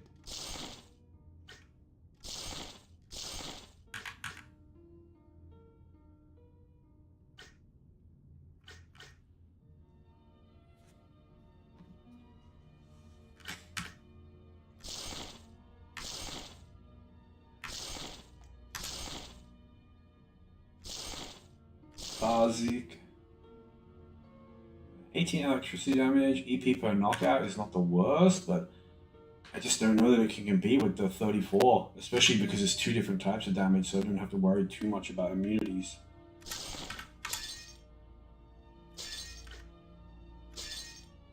Here we're going to keep the Incredible, and it's super pricey, but it's like, I can get it, it makes me stronger, I'm going to do it. Like, what am I saving my money for?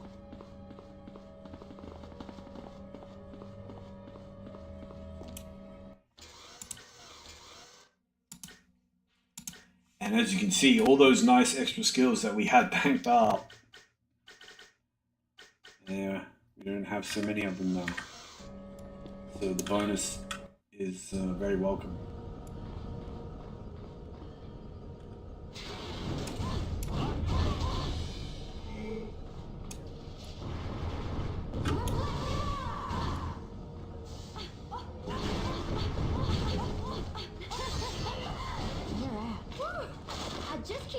Oh, I should have tried to steal his aura. We'll just... Oh. So I left a lot of gear behind here that I do want to pick up. I think that's everything.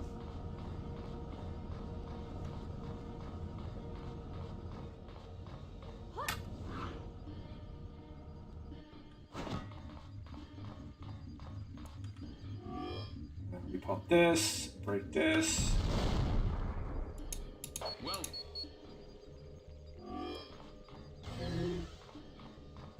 And there's one little like elbow area that I haven't explored, but it's fine. I think we get to talk to Agent Mackenzie soon. Oh, oui, Agent Mackenzie. Est-ce canadien?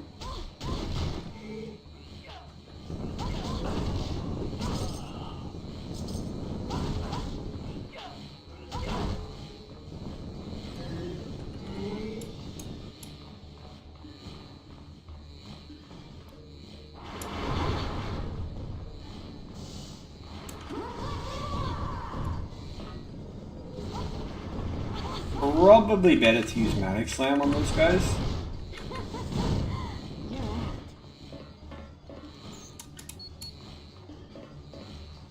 But I wasn't sure if it would one-shot them.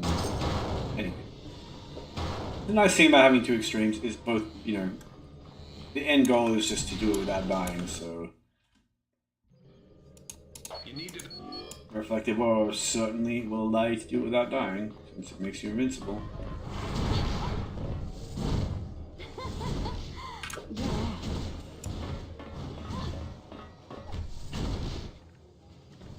And those guys with the like laser hands or whatever they are, they're actually pretty dangerous. They do a good chunk of damage. But it's more like the worry of like you don't want them blasting you and robots blasting you while you know the input like the melee infinites come in and CC you. That's when it will become really spicy. Okay, so I can't steal anything from them. Big surprise. Power theft continues to be kind of useless.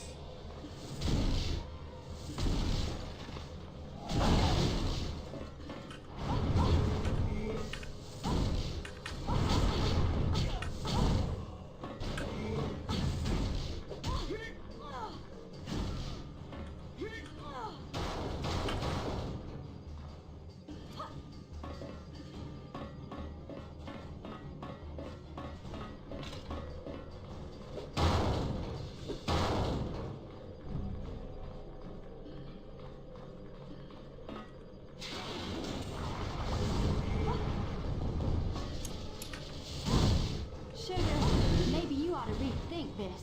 Y'all quit just when it was getting fun.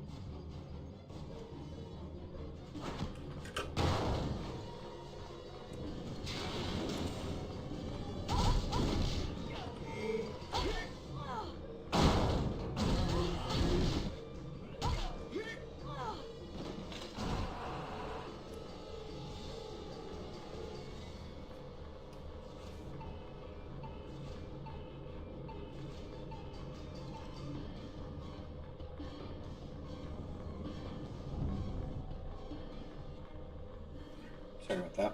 Just,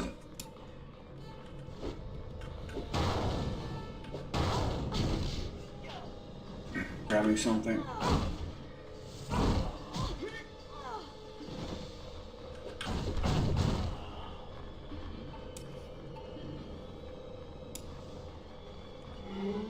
It takes a little while to smash through these jerks, but...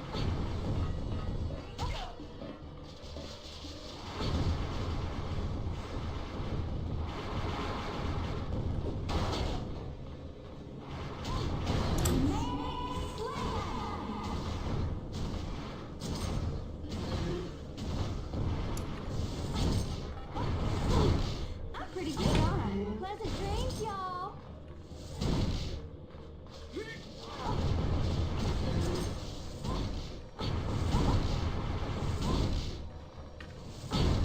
Lord, that guy's tanky.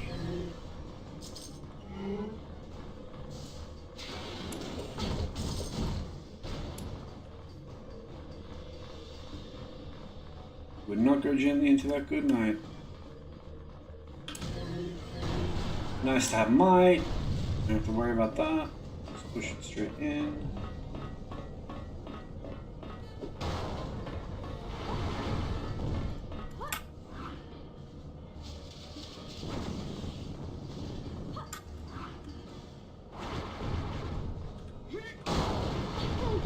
I'm pretty good, aren't I? Better luck next time, sugar.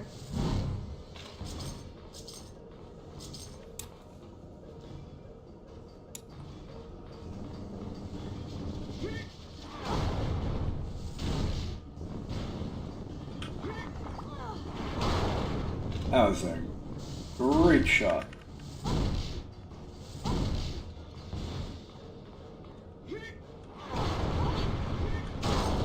Sugar, maybe you ought to rethink this.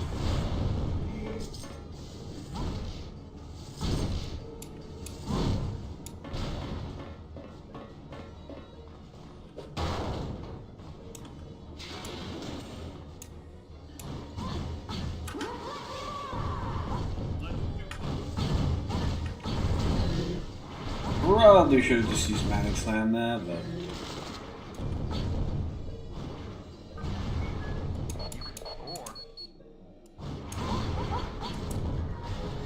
Better luck next time, sugar.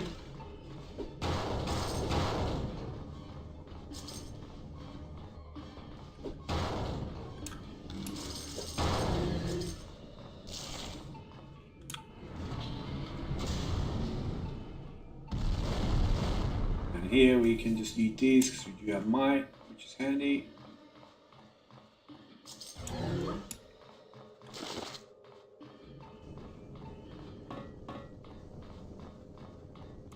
You can also rearrange that thing with telekinesis if you have it.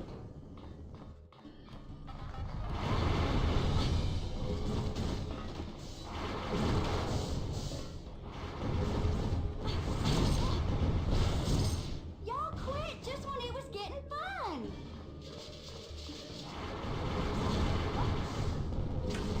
Is that the best y'all can do? Get out of here.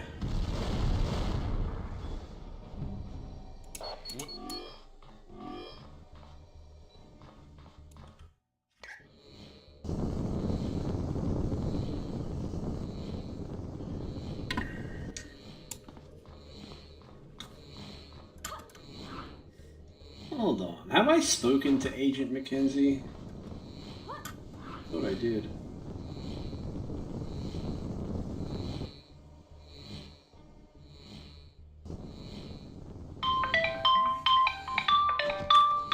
Sorry, my phone's ringing.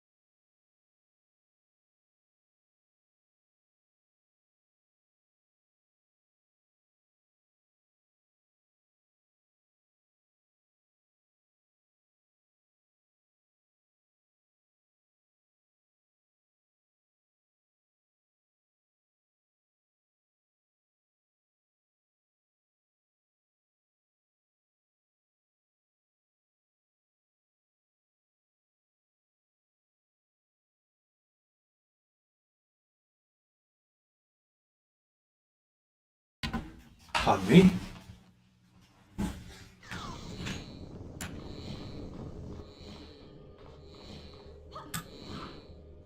Yeah, we're coming up on the last area.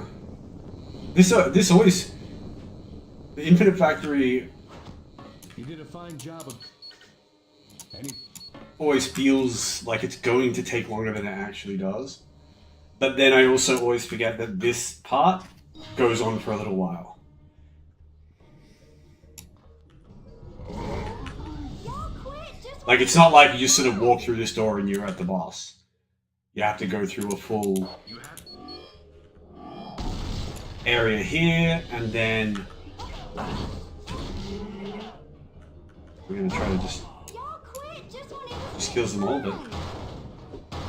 the goal was actually just to get to this corner and have some space to fight.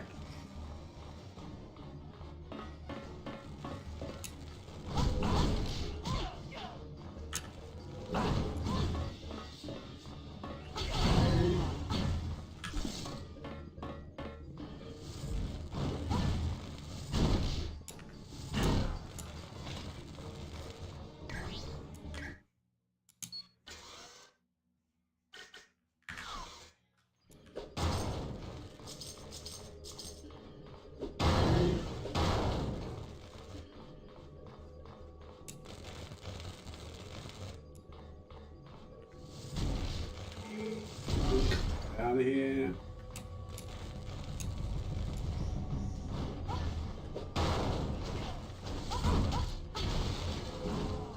Ooh, that was fun.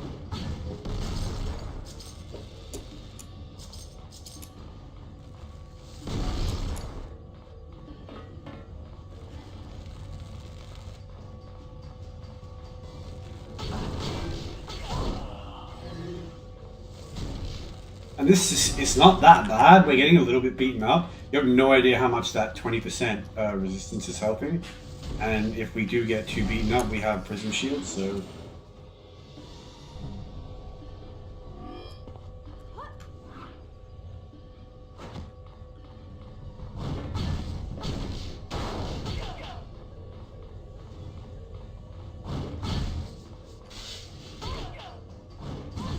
Nice, I just used the wrong ability. I guess I'll lose. Out of Is here. that the best y'all can do?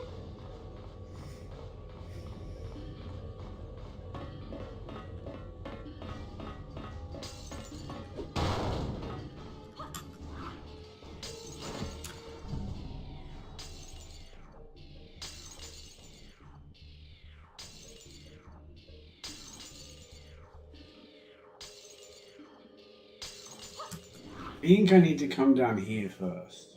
Could be wrong, but I have flight.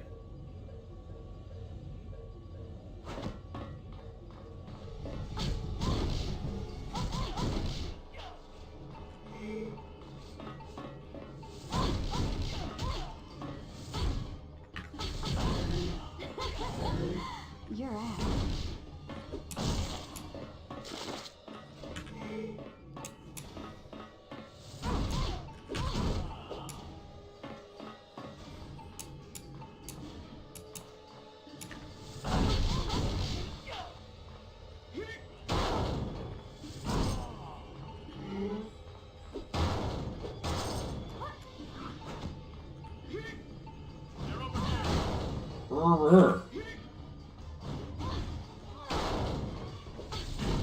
Pleasant dreams, y'all.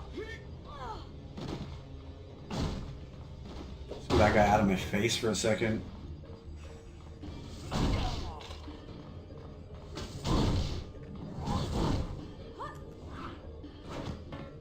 We're very much leaning on Smash, which is a skill point, which is a skill that has 1 point in it. But I am using Energy Overflow when I have multiple enemies to hit. It's just, it's insane to use it on a single enemy You're out. when Smash does like, 70% more damage to a single target. And remember, that's Smash at level 1. Energy Overflow just does really bad damage.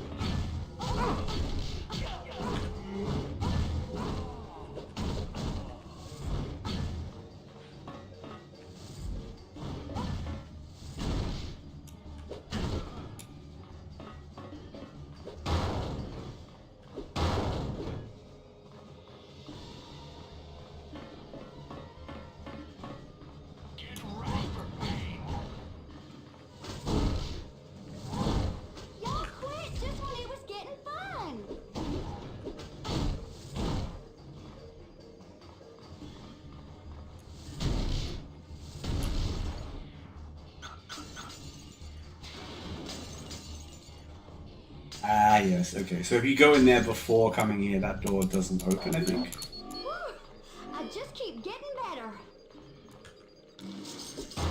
Either way, that's a level. We like a level. More stats, always good. In our case,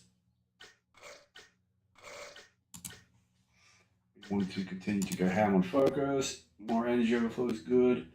And at some point, I might get a point in Tremor, just so I have a way to like CC things before.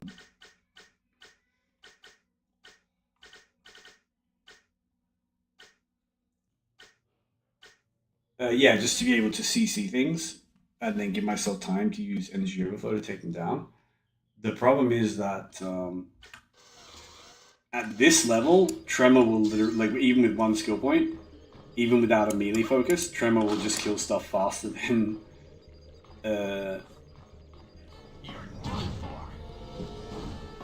energy overflow. So, Better luck next time, sugar. and also it will cost a lot of EP because it's. But once we've kind of leveled over it a little bit, we'll be able to use it mainly for the utility of the stun, and that could be worth it.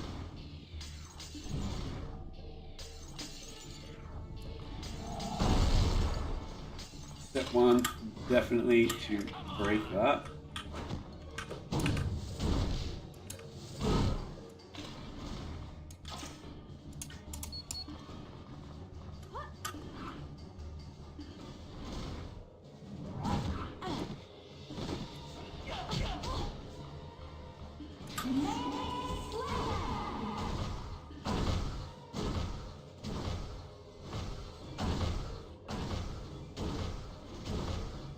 Better luck next time, sugar.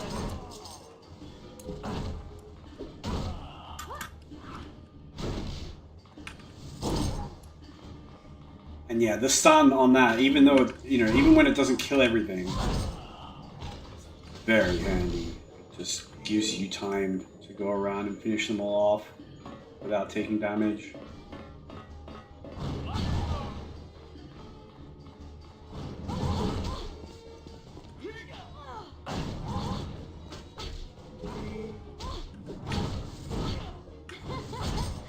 You're out.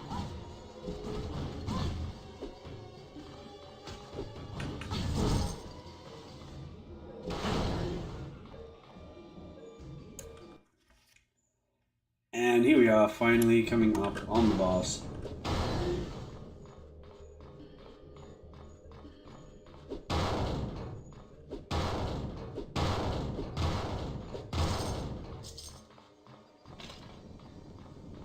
And if I can be permitted a 10-minute break after this boss, I don't mind continuing on and getting the Magi Temple done today. You're out. Because it is Sunday. And the only other thing I would do is, like, I don't know, maybe play some Rivals or play some Diablo. And I did actually get Diablo fixed. It was really nice. There was some, like, artifacting, missing textures or something in Act 2. Some files had been corrupted, presumably in the changeover from, getting the new EP. But I reinstalled it, and that's all fine now, which is nice, because I was kind of freaking out about that a little bit. No, we're just going to throw him in a straight line, regardless of where I put my cursor. Wonderful.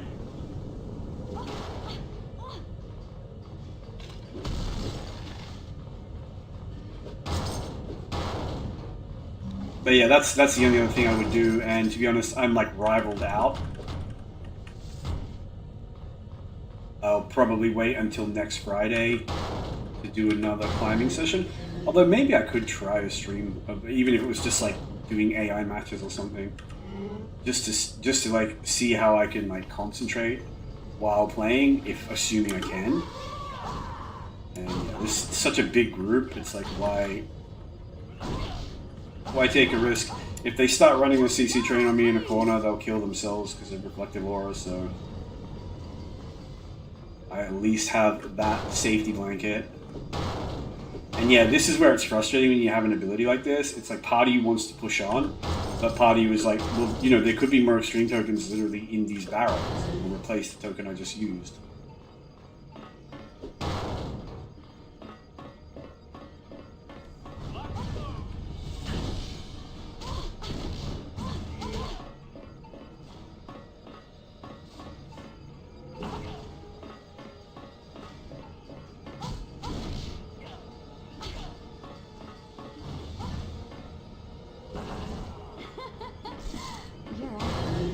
That wasn't too bad.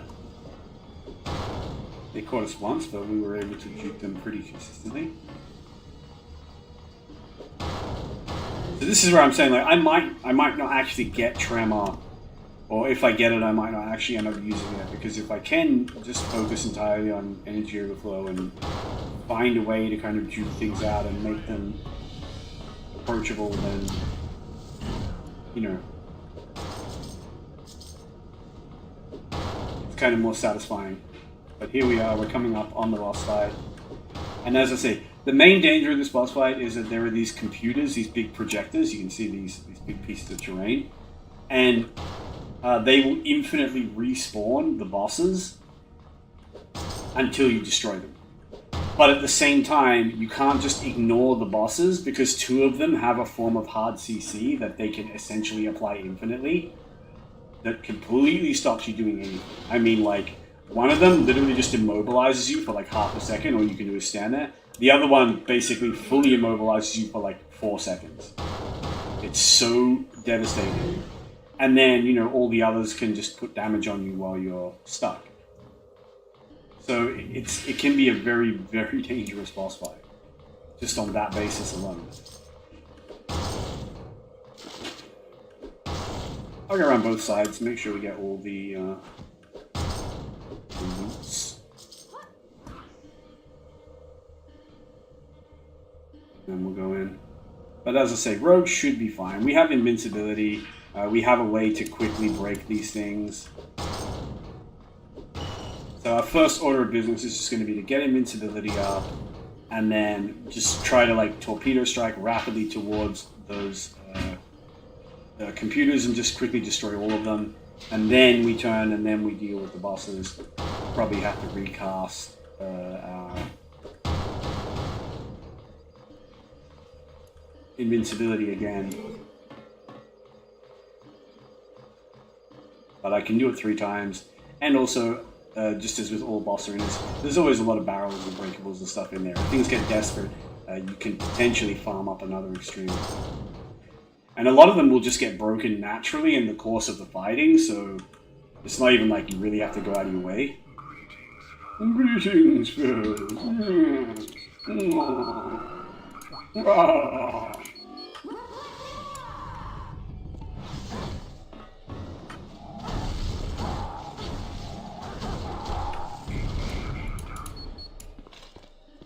One down.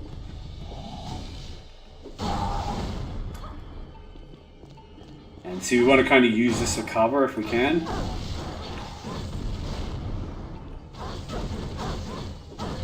I guess y'all lose.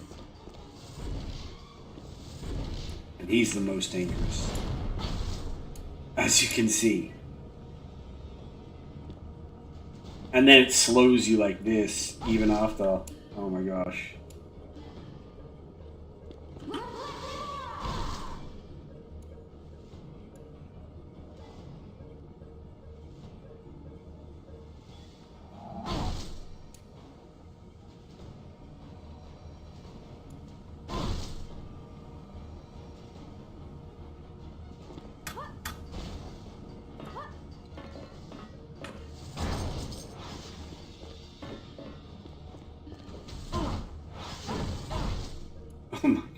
It's so rough.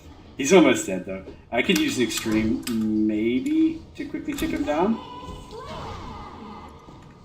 Not quite, but it does turn his power off, so that's worth considering. I probably should have done that, like, to initiate. But it only turns it off for a few seconds, so. So you can see what I was afraid of there with the CC. The Ice Fancy is so devastating. And if he hit, if you just like positioning wise, if you're just standing out in the open and he blasts you while the other holographic X-Men can like wail on you, like you will get very, very, very badly messed up. And also, Storm, you didn't see it, but Storm can also CC you. If he hits you with your lightning bolts, it stuns you. Not for as long, but it does stun you. So it's like you can get in a situation where it's like, even if I get out of the Iceman freeze and he misses the follow-up shot, then Storm stuns me and basically sets me up for Iceman to get a third follow-up. And you can get into like a spot where it's actually just inescapable. Okay, that's actually a for realsy unique. I don't think it's a good one, but it's cool to see. It's like, because the unique items, most of the unique items, when you find a unique item in this game, it's usually just going to be a character-specific unique that you would have gotten from doing their danger mission anyway. So they kind of make it much harder to farm the real uniques, like this one, that can only be dropped by enemies. But what does this actually do? It's actually kind of really bad. But the HP regeneration is kind of interesting. If things get desperate enough, like you could literally just put it on and wait for your health to go back up, like even wait in town, you know. But we'll hold on to it. Just I'll just like look at it every now and then and like admire its uniqueness and be pleased by the fact that it exists and I have it. You know, it's pretty cool. But yeah, most of the uniques are not particularly good. There's a unique gloves called Vindicator's Gauntlets that actually give you like, they will compete with best in slot non-uniques as far as how much damage they give you if you're a physical character. There's one called the Hammer of Nimrod, which is the best in slot equipment for a physical damage character, but you're not going to find one. As I said, I've been playing this game for 20 years. I've never found one. I've found the Vindicator's Gauntlets a couple of times. There's one called Belt of Eunice, which is potentially very good because it has Canopy Slowed, which is a pretty...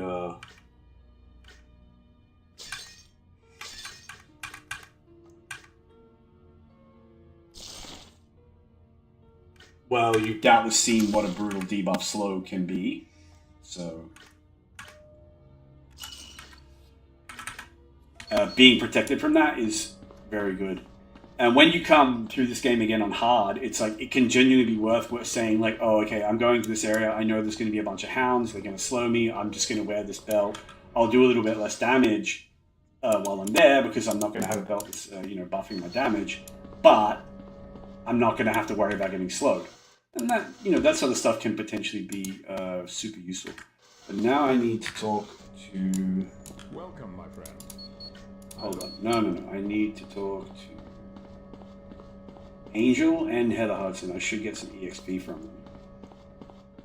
Hey, good job at And then we can talk to Professor X and unlock the next mission, the Magi Temple. But as I said, I will have to take a 10-minute break and just put up the little start screen. Yeah, here we go. But I'm happy to finish this act in one go. It is a Sunday, and just having like the Magi Temple is like, it doesn't last long enough to be like to be worth a whole episode by itself, if that makes sense. But then at the same time, I don't want to have an episode that bridges acts. So yeah, just give me 5 minutes, and I'll be back with you guys. But for now, I'm going to save just so it doesn't crash. And I'll actually be muting my mic, like I said, just 5 minutes.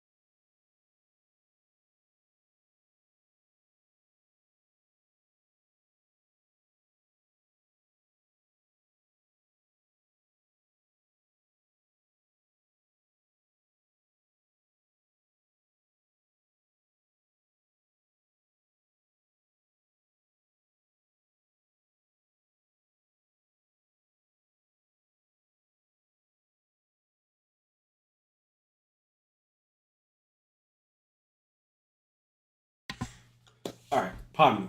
Sorry about that. Let's get back in here and we'll go to the Magi Temple. I'm kind of hyped. I'm a little bit hyped about this because I don't think I've done the whole of Act 3 in like one stream before.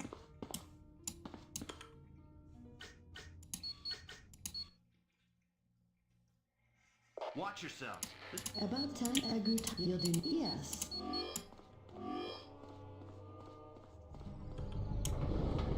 Blasphemers!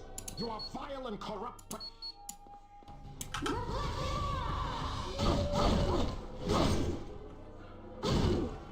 And now that we're here, I'm just going to comment it on again. And this particular mission has the best freaking soundtrack in this entire game, and it absolutely slaps.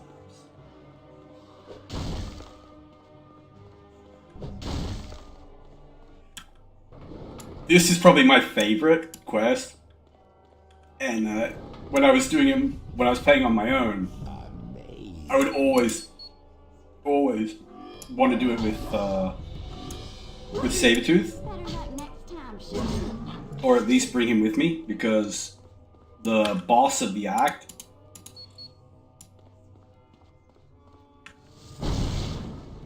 Holocaust, if you've ever read the AOA X-Men comics, you know, they kind of have a beef, and they do have a really, like, one of the big fights in the comics is Sabretooth versus Holocaust, and then Sabretooth kind of like, he kind of almost wins, but then like Holocaust pulls some like, so like Holocaust's whole thing is like he's like a kind of energy being almost, and he's like contained within this suit, and Sabretooth like destroys the suit, but Holocaust kind of like, I don't know how to explain it. He kind of like reconstitutes himself, and then I just keep getting better. Sabretooth gets like gutted and hung from a stick or something. It's pretty gory actually. And Blink, who they're like friends, they have like a kind of mentor-mentee type relationship in the Age of Apocalypse comics, because Sabretooth isn't like a complete murderous psychopath. He's not the nicest guy, but he's not, you know, like just like a drooling killer like he kind of is in 616. So they have a kind of, I don't know what you would call almost kind of paternal relationship, and then Blink actually defeats Holocaust. So I think she gets Rogue's help at the very end. Like he's like, Holocaust is like super freaking powerful in AoE, because like Blink is no joke in like when she's genuinely like trying to beat him and trying to kill him. She's not normally like a really aggressive fighter, but in that thing, like she really like, you know, is trying to whoop on the guy, and yeah, he's just very freaking hard to kill.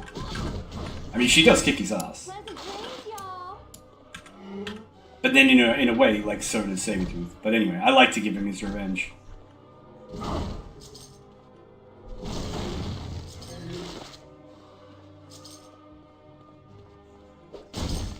If Blink existed in the game, like as a playable character, I would definitely have her for this boss fight.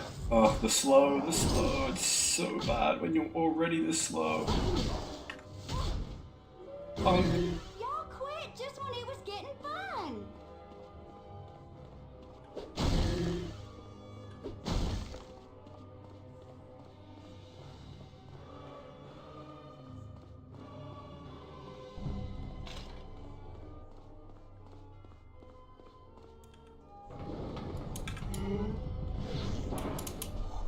Pop up.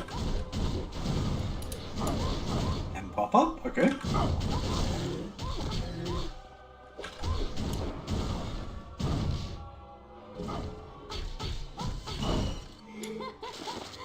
You're out.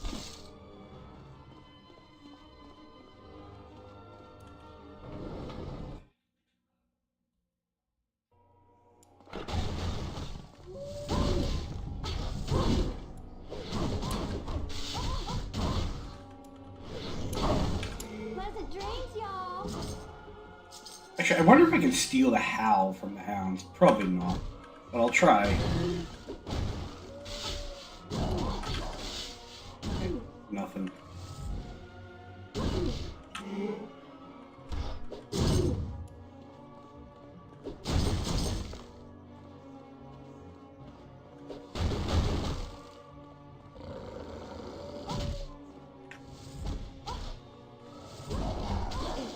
best y'all can do?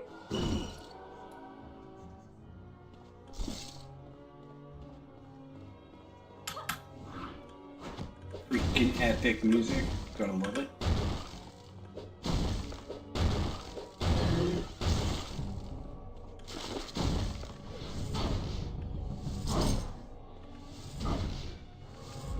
Yeah, I think I said something recently about wanting to do a stream of just like taking a second sorceress through Diablo 2, and like obviously she'll have access to shared stash, but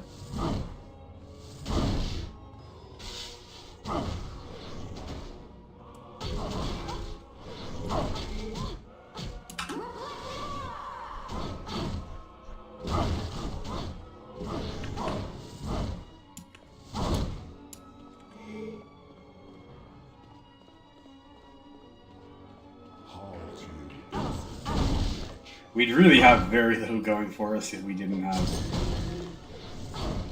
Reflective Aura. Y'all quit just when it was getting fun. Is that the best y'all can do?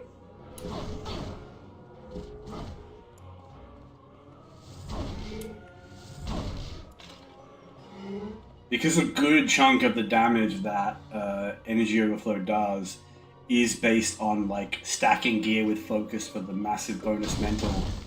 When we come up against anything mental immune, it's like barely tickles them. But it's kind of two-shotting everything else, which is not bad, because you know it's one thing when you have to two-shot like with an ability that only hits one enemy, but when you've got an ability that can hit a whole mob, it's fine. I don't mind. Yeah. Two shots fine, and it's not costing a tremendous amount of energy.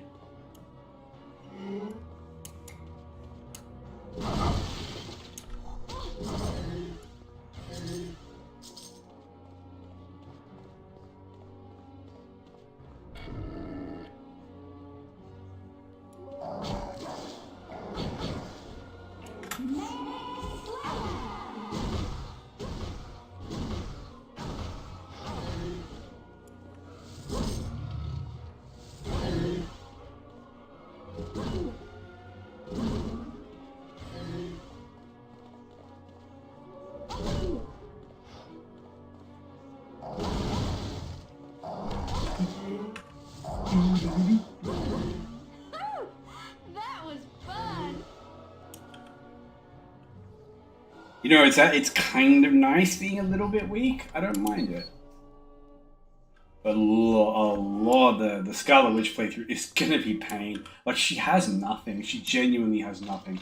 The biggest problem she faces is just the fact that, like, look, her ranged abilities, the numbers on them are fine. You could 100% build her around.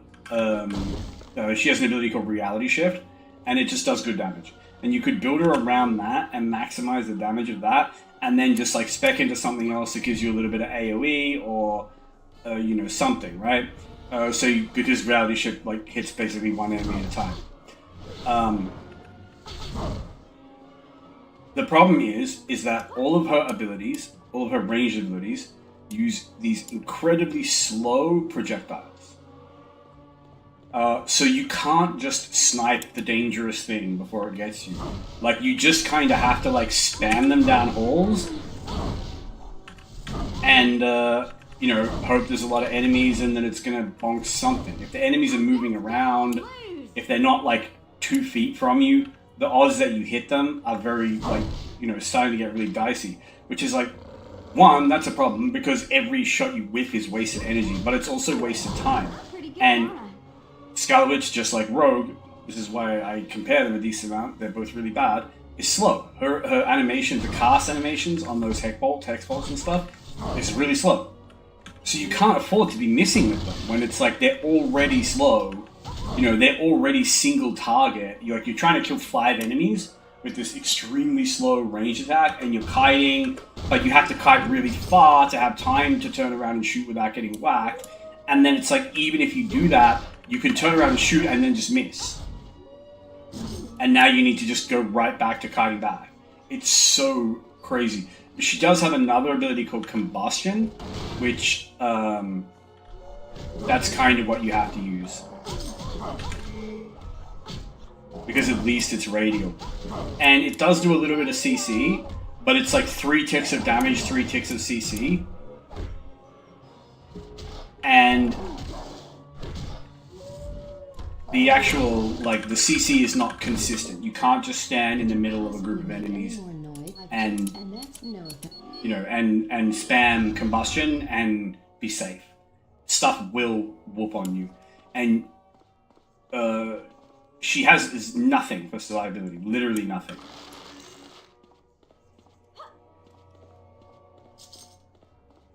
She can make enemy damage like rebound back onto the enemies, but I don't think that negates it hitting you. Juggernaut has an ability that does that, which I think does actually negate the damage hitting you, but it can never get quite to 100%.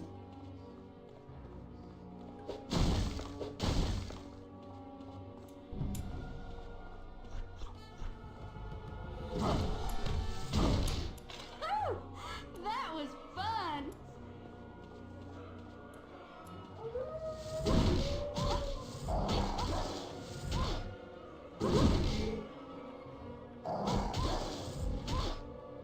Oh, slow.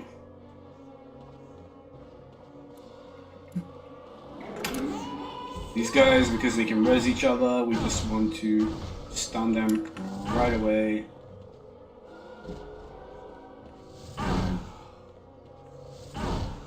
Hopefully we get them before they can cause any problems for us. Oh, your mother.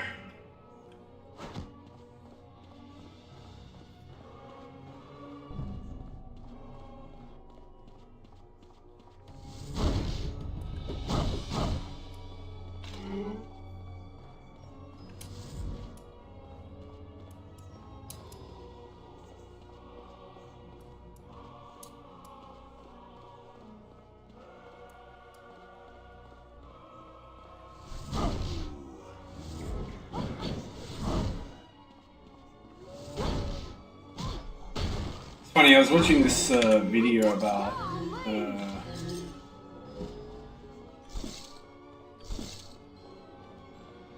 throwing. Apparently, throwing is a big problem in Marvel Rivals. I think throwers are a problem in every, you know, competitive game, whether it's like League of Legends or Valorant. You know, there's just some people who, like, for whatever reason, just decide that they don't like their team and they don't want to win. And that they're not going to let their team win if possible. And, you know, people like that suck. But they'll be on the enemy team, you know? Like, you'll win as many games because of throwers as you lose because of throwers.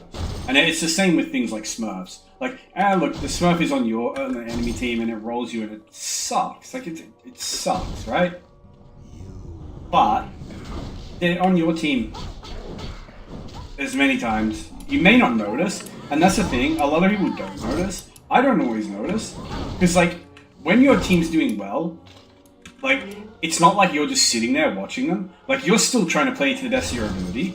Like, you're still trying to get every kill you can. You're trying to take, like, if you're a tank, you're trying to take lots of space.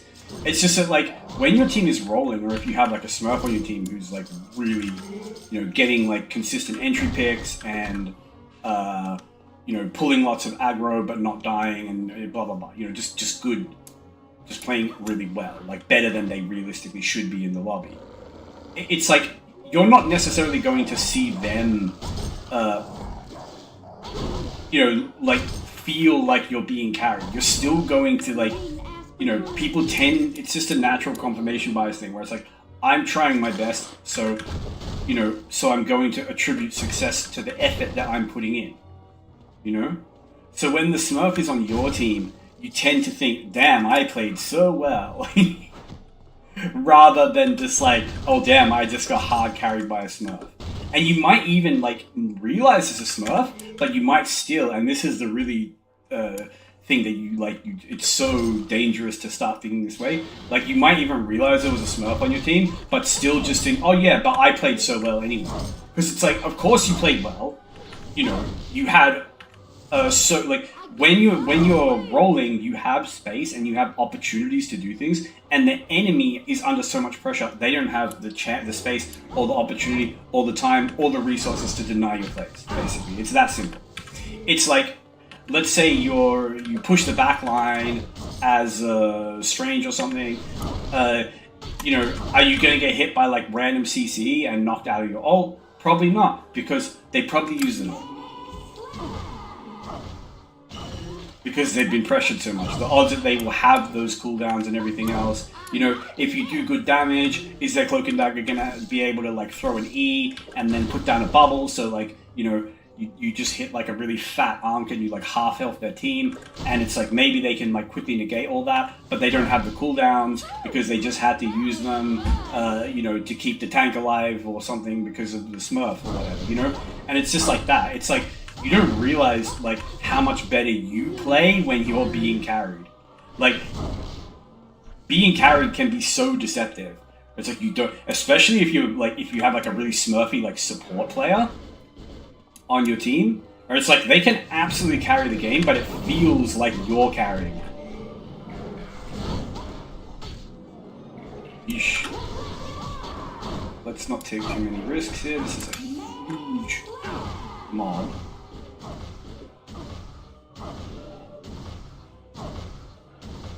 I guess y'all lose.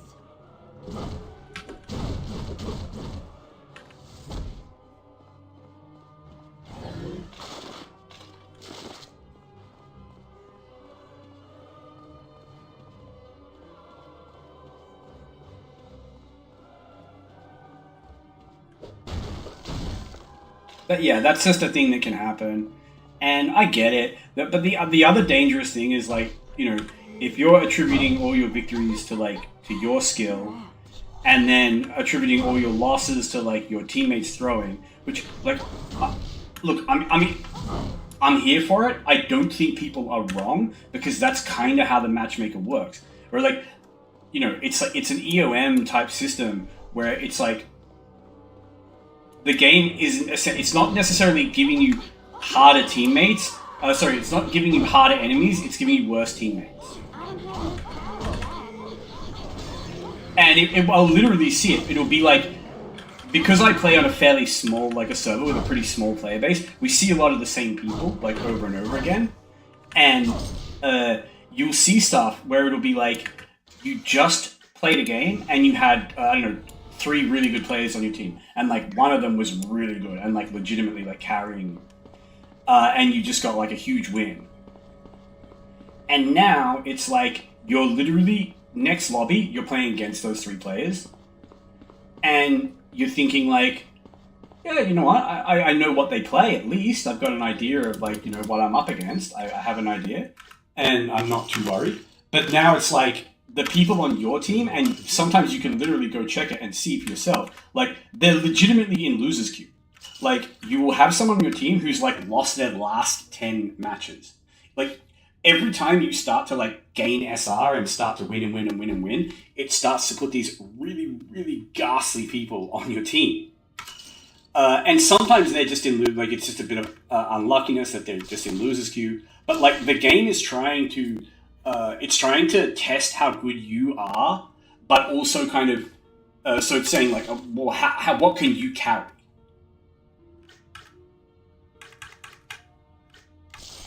Like, it's kind of saying like, okay, but if we put like the absolute dregs on your team, like the absolute dregs of like silver, can you still get a win in gold or something? You know, we're going to put all these people who have like been losing all their games recently on your team, and then we're going to put all these people who have been winning all their games recently on the enemy team. And it doesn't mean it's an unwinnable game, but often what you will see when you do lose those matches is there will be 1 or 2 people on your team who were just disgustingly underperforming. And sometimes the numbers are so outrageous that you're almost just like, how is this even matchmaking? Like, this isn't matchmaking. Like, you have someone on your team who like legitimately is like on DPS and has 0 finals at the end of like 3 rounds of King of the Hill. 0.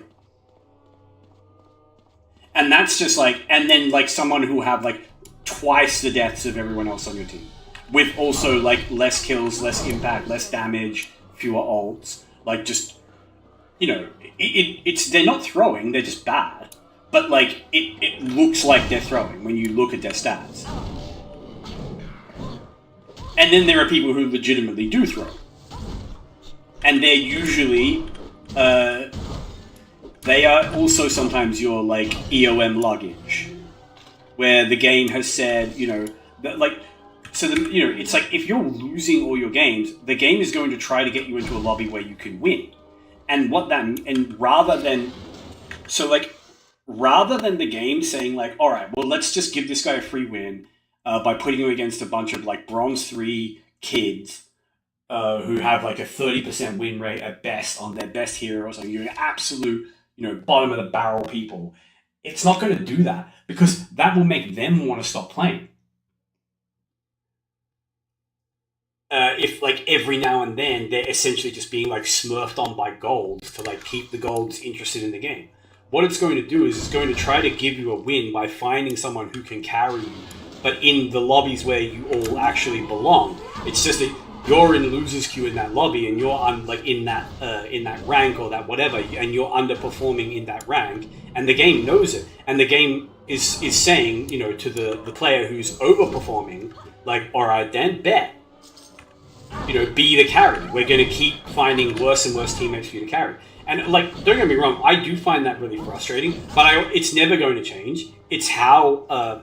As far as I understand it, it's how matchmaking in every competitive game works. And it's not really EOM, because they're not deliberately putting trash on your team.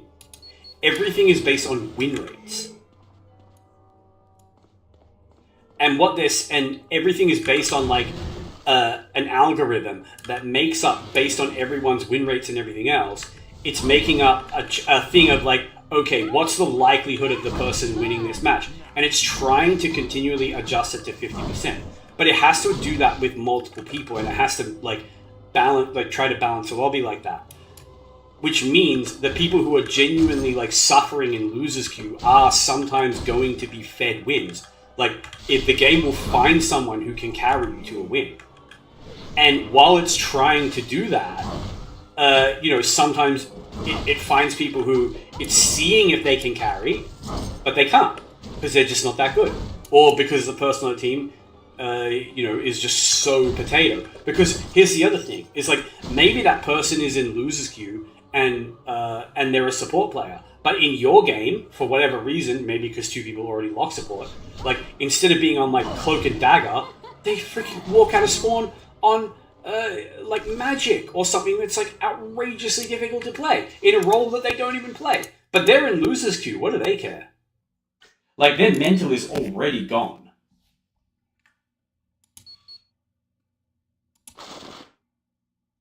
So you can get into these situations like that where it's like, oh, okay, now I legitimately have someone on my team who, like, you know, maybe they would have been carryable if they were playing a hero they actually could play, but now they're legitimately, like, not only off-rolling, but off-rolling on something they just don't have a clue how to use.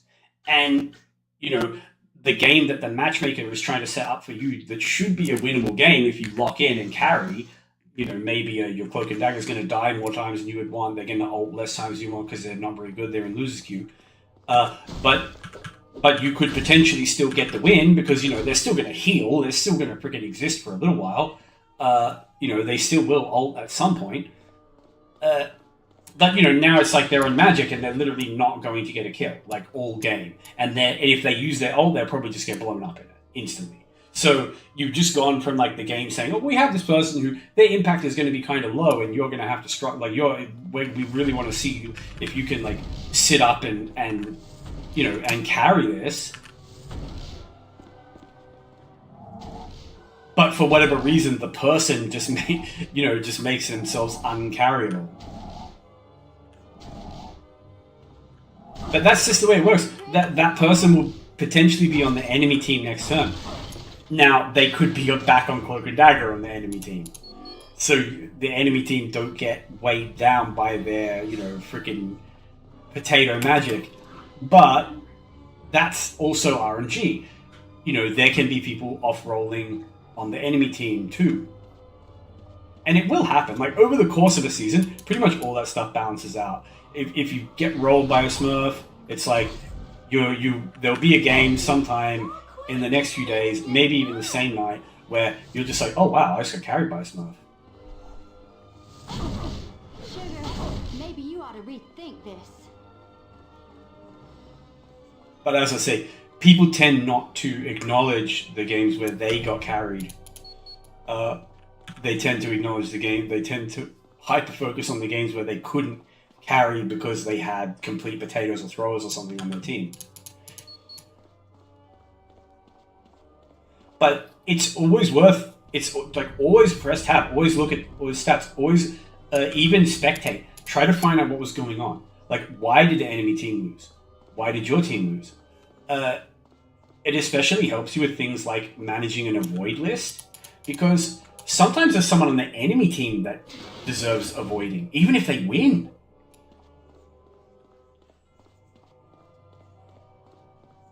And sometimes people on your team, like, you might have a terrible loss, and someone on your team might look like they had the worst stats. But if you actually go in and watch them play, you'll be like, oh, actually, hold on, I don't want to avoid this person. Like, they were doing fine. It's like, I had a match where we had this Jeff on our, like, we got hard rolled, and I remember, like, I barely got healed, and we had, like, no support ults or anything else. And typically in a game like that, it's when you have a match like that, at least for me, the impulse for me is to just kind of immediately go, all right, well, I'm just putting both those supports on avoid.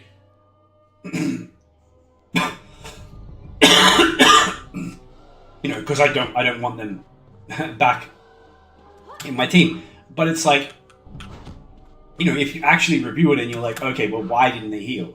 So when I did that, I was reviewing a match like that, where I had a match like that, and I was reviewing it, and I saw that our Jeff, like, he was healing. He rarely got a chance to heal me because he was being forced out so consistently, and we were being stomped, and everyone's stats look bad when you're being stomped.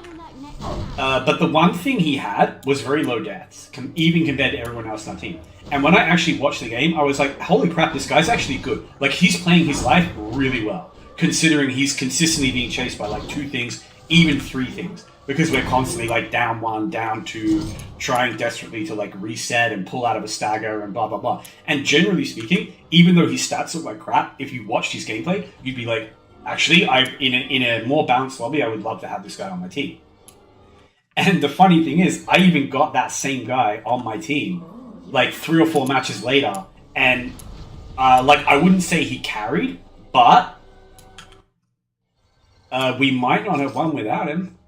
Like, he had big ults, he was, like, good utility with his bubbles, and all that sort of stuff. And it's just like, and again, really good at playing his life, and just existing and being there consistently, like, getting big value, constantly healing people, constantly putting out bubbles, and constantly building ult, and then ulting, and then getting value with the ult. Like, not necessarily team wipes or anything, but value all the same. And it's just like, you always want to look at stuff like that on your team and the enemy team. Try to be cognizant of, like, who the potatoes on your server are, at least in the lobbies that you're currently in.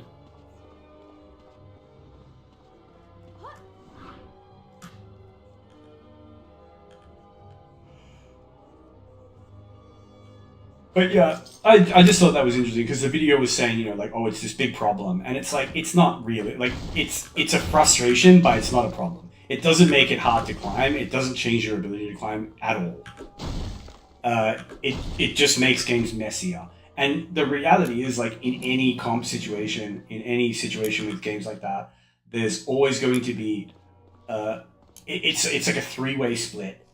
And it's going to be like, I'm just going to use like nominal random numbers here, right? These aren't actually the numbers. I haven't put any thought into thinking what the actual numbers are, okay? So purely nominal here. Let's say 20% of your games are literally unlosable. Like, you barely need to walk out of spawn. You can pretty much just stand on point or stand or be cart pitch, just so you get extra push speed, extra point progress, and your team will literally win the game for you while you do that. Some percentage of your games are going to be like that. It literally does not matter what you do, short of turbo feeding, like deliberately, feeding into the enemies and giving them as much ult charge as possible. Short of that, you can't lose. And nothing you do matters. You can just kind of walk into the team fight with all your stuff, die, and you'll just be like coming back from spawn and be like, wow, everyone's still there. Oh, wow, we took point. Oh, okay. No one else died. Like, we're just hard rolling. You just got a Hela who's hitting their shots, or you've got great team ups and players who really know how to play into them, or there's just something about your comp that the enemy team doesn't know how to deal with. Whatever. It's a free win, you're gonna have don't get too excited, because you're gonna get free losses too. You're gonna get losses where it literally doesn't matter what you do. And I'm not saying, you should still try to play as well as you can, just for the muscle memory and forming of good habits and everything else. And also because I think, I can't be certain, but I think the better you play, the less SR you lose when you do lose. It seems that way to me anyway. But it's always want to play as well as you can, at the very least for your own mental balance and your own ego. So you can say well, look, at least I didn't go negative. We got shit stomped, but I didn't go negative. I got value and I played my life well, and I was alive to take opportunities that the opportunities never came up. They never existed because we were getting stomped. But I was alive, and I could have maybe done something if things had been a little bit different. Because that's first step. It's if you're not alive, then you have no contribution, you have no ability to take advantage of anything, you have no ability to deny anything, you're non-existent,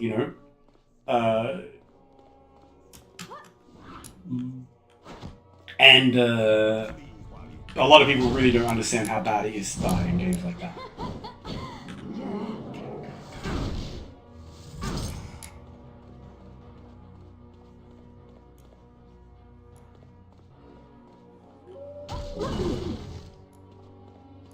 Yeah, I'm gonna just clap both of them one shot. Really nice. Are we just seeing the dividends of the gear, or was that a crit or something? Oh, the slow, it's so bad. But yeah, so look, in the end, throwers, extremely frustrating. And look, I've been there where I've even the next day, you're still thinking about that one game, right? But you're just you're just, it really does a number on you mentally. Because you just had someone who, they were just an asshole. They were just a shit. They just didn't want you to win for whatever reason. And they didn't care that they were going to lose. And that stuff can get really, really depressing. And then you'll be sitting there and you'll be thinking oh, well, this streamer I watch can carry games like that and I can't. And am I just garbage and blah, blah, blah. And it's it can really mess with your mental. And it can also just make you think you can lose your trust in the matchmaking, where you're well, am I just going to go into 10-win loss streak? And it's yeah, you actually could. You could literally just go on a 10-loss streak that where every single game you play your best and you just get stomped on. And sometimes it will be your fault, and that's even more frustrating. Where it's you have a game where you literally cannot make one mistake. Or you look at the game and you're we lost because I made 2 mistakes. I had 2 bad ults. We actually could have won if I'd had better ults. But it's just really hard to do that. And then that's it's so demoralizing to be able to look at that and be yeah, I could have won that game if I legitimately hadn't made those mistakes. But it's you're going to make mistakes and they're going to lose you games sometimes. That's reality.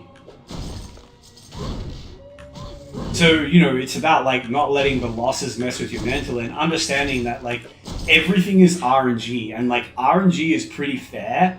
It's RNG up to a point, right? But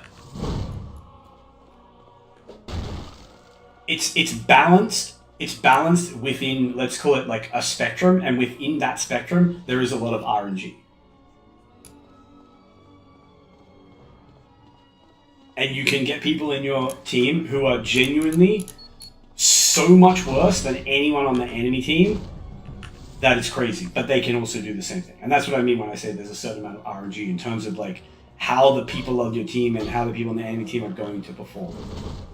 And the thing with RNG is that it does tend to balance out, but sometimes you have to do. Sometimes you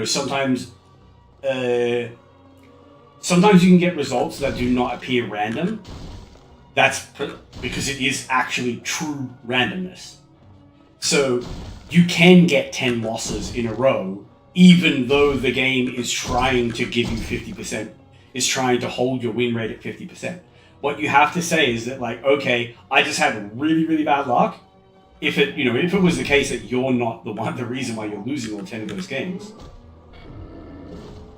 you have to just be like, okay, but I can have a 10 win streak tomorrow. And it's like, I get it that, like, it's super frustrating, but the game is like that, where it can be so feast or famine, high highs, low lows, all that. But you just have to adjust to it mentally, like, if you're gonna do it.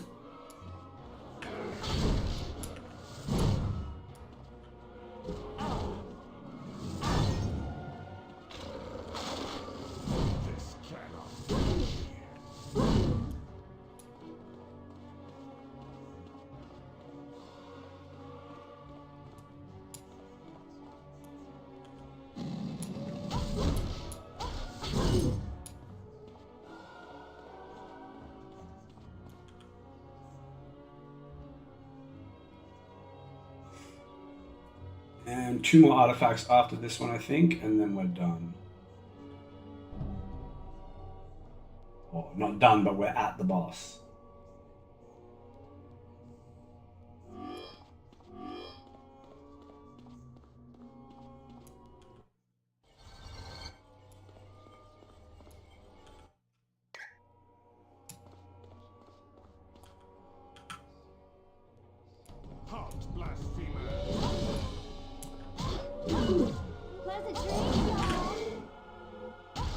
If this ability was just a little bit faster,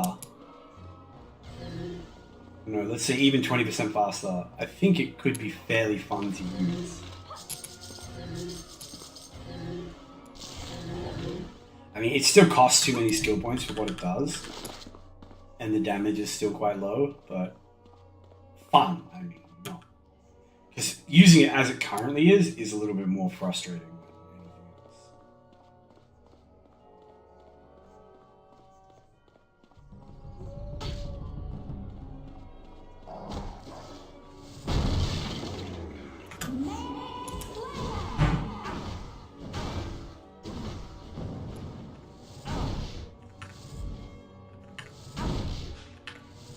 Oh, so tanky. Pleasant dreams, y'all. But if I can pick them off, obviously I want to pick them off first so they can't go around resing anyone.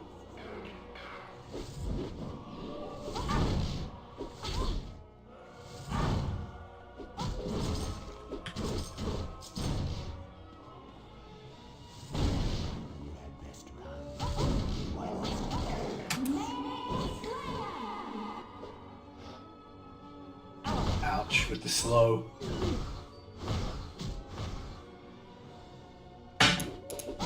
Wait, how did they not get stunned? You're out.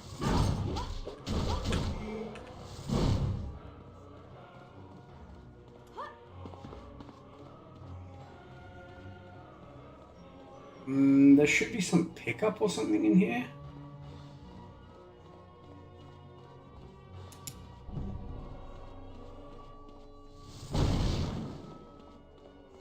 Ah, here it is.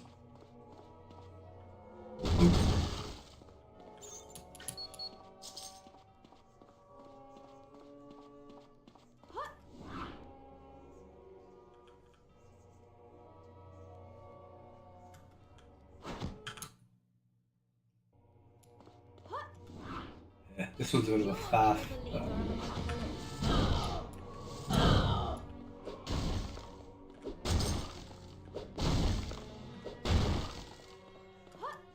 Now, actually, I think there's no reason to go down here. Yeah, there is. Aside from the fact that I can see whether there's a homing beacon or EXP there.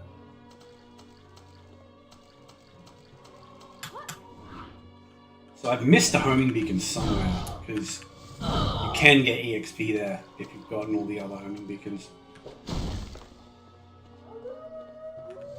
Woo! Quit just when it was getting fun. Anyway, one thing that I don't like, one thing that I kind of would like to do if I were to stream something like Rivals is like something that really bugs me about the content creation for hero shooters, and I assume it's the same with every competitive game, is that there's this really toxic loop between players who, like, legitimately, in most cases, they're not even really competitive. Like, they're probably just quick play warriors and casuals and stuff like that. And things that streamers complain about, which realistically they know aren't really a problem, but they complain about them to generate engagement, you know? So there's all of these little, like, stupid keywords and phrases and concepts, and this idea that it's like, you know, oh, this is going to make support players mold and seethe because it counters this ultimate. Like, support players can't just swap, like, and play a different, like, you know what I mean? It's such, like, it's just like this weird attitude that they'll have, and then, you know, then there'll be someone who's like, you know, this new support is better at backlining than DPS, can win every 1v1, make DPS players mold and seethe. And then, you know, people like, oh, triple support is so bad and it's ruining the game, and and it's like, bro, just don't fucking play the game if you don't like it. Like, it's a video game and it's supposed to be fun. But the reality is, and this is just the fucking reality, and it pisses me off so much when you see people who play these games, is that, like, if you do anything competitively, and if you do it seriously, you take it seriously, it stops being fun. I mean, it's not fun in the way that, like,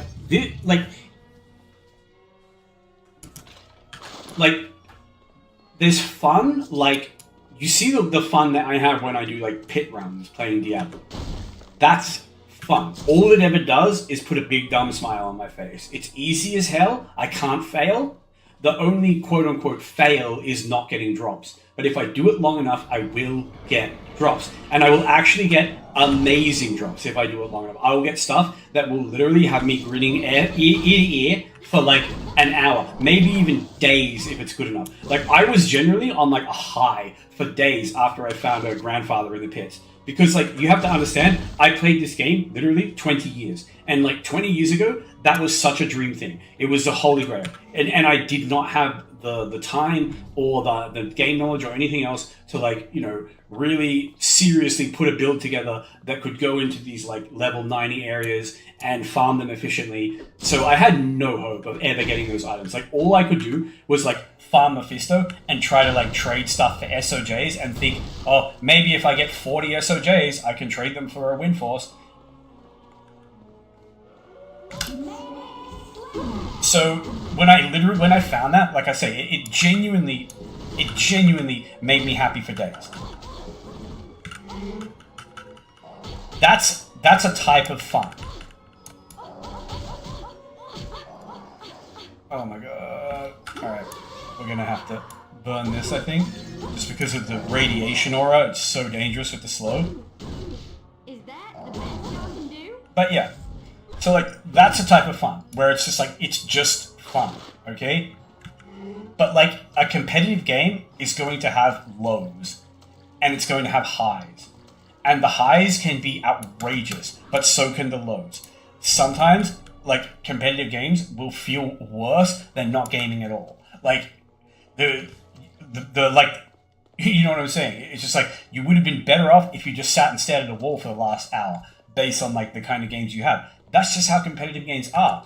And the better you get at them, and the better the lobbies you get, the less fun it becomes. It gets to a point where it's like, you know, this is why people smurf. And this is why, like, every high-level player has alt accounts and smurfs. It's just the truth of it. Because when you play in your own lobbies, and it doesn't matter if you're a gold player in a gold lobby, then that's it. You've optimized the fun out of the game. You're at a point where whether or not you win or lose is basically just RNG based on your teammates and your comp. Because everyone in your lobby is on your same skill level. So you cannot skill on them. You cannot outskill them. They are just as good as you. They have as much experience, game knowledge, whatever. They may be good in a different way sometimes, and maybe your natural skills at the game just are a good fit for beating someone with their skills at the game. This is what I say. So it can be RNG. You can still get wins. You can also just get RNG losses for the same reason. Any questions? But as I say, it's just like, what is this? This is still freaking better. The resistances is nice, but it's going to be very hard to replace this. Unbelievable.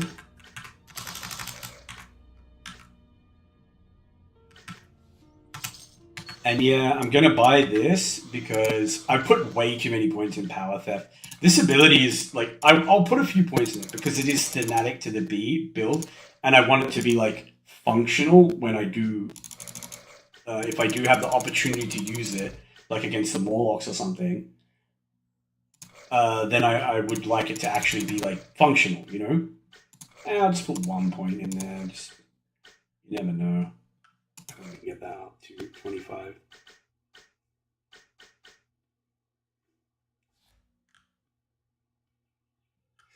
So yeah, I'll just chuck the occasional point in there. I just can't justify maxing it because the points are actually just going to come out of abilities that, you know, I actually use and need.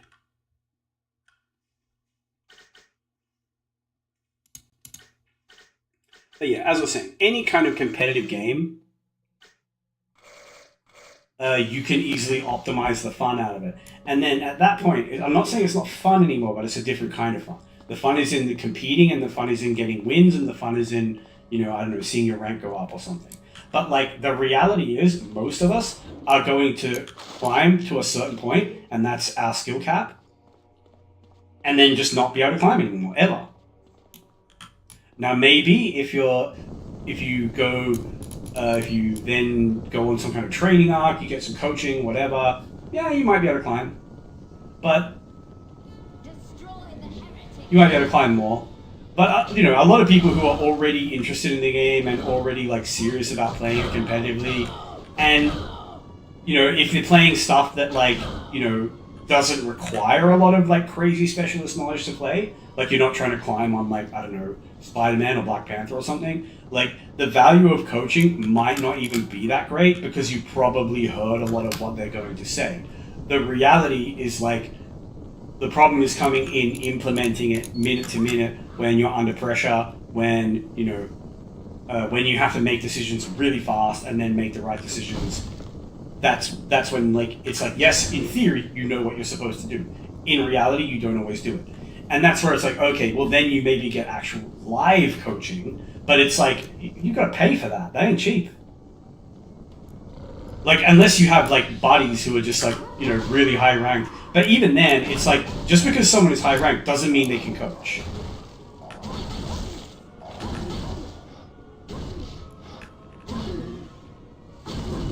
I guess y'all lose.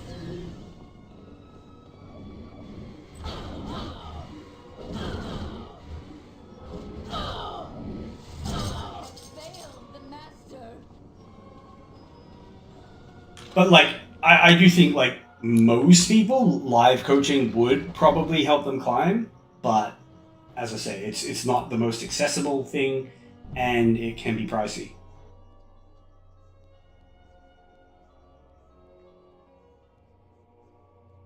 But generally speaking, as I say, you know, so with any competitive game, you're going to climb to a certain point, and then, you know,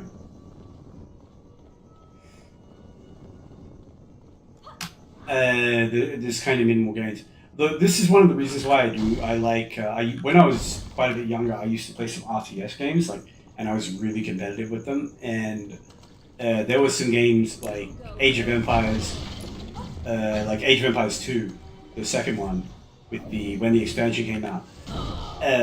Back in the day, that had a pretty good competitive scene. I used to play it. I was pretty high ranked. The thing I do like about RTS games is like you can always get gains as like an RTS game player if you're willing to put time in and just like drill actions and like drill responses and drill certain like micro sequences and stuff like that. Like even like drilling build orders and so on. Like that's a very basic thing if you're playing RTS games seriously, and the value of build orders quickly falls off because you know you can only follow, like it's like that the old saying, you know, people say every fighter has a plan until they get hit. It's like that's a build order. It works until you take a hit, and then immediately you need to start improvising and adapting. But at the same time, you know, having mastered a bunch of different build orders is good, because then it's like if you find that like you have to kind of transition what you plan into something else, at least you have a fundamental understanding of like what build you need to go do that thing.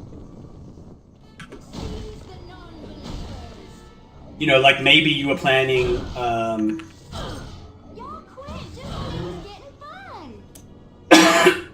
pardon me.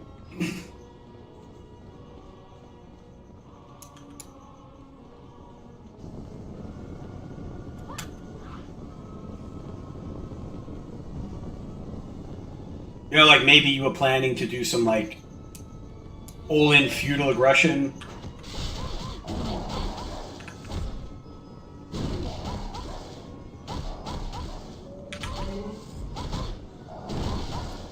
But like their micro's just too good. They just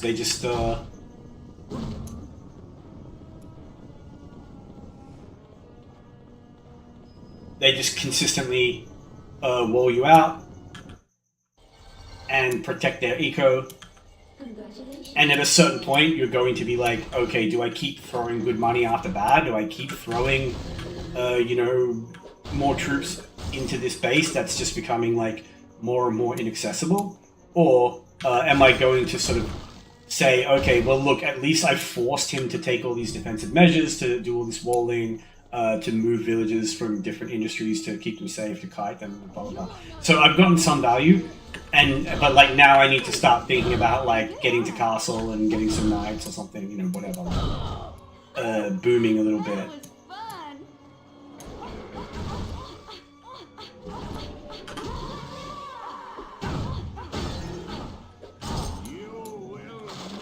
And if you only learn build orders for like feudal aggression, then you know, then you're absolutely married to that strategy. You can't have any flexibility. You lose a lot of games just on that basis.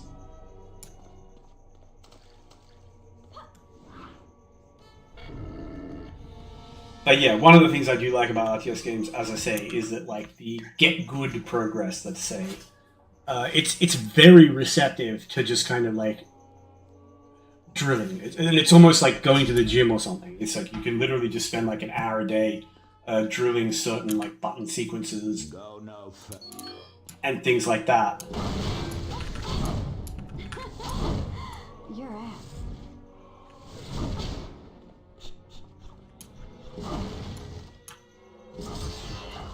And your APM will I just keep getting go up. The speed at which you can do things will just consistently go up.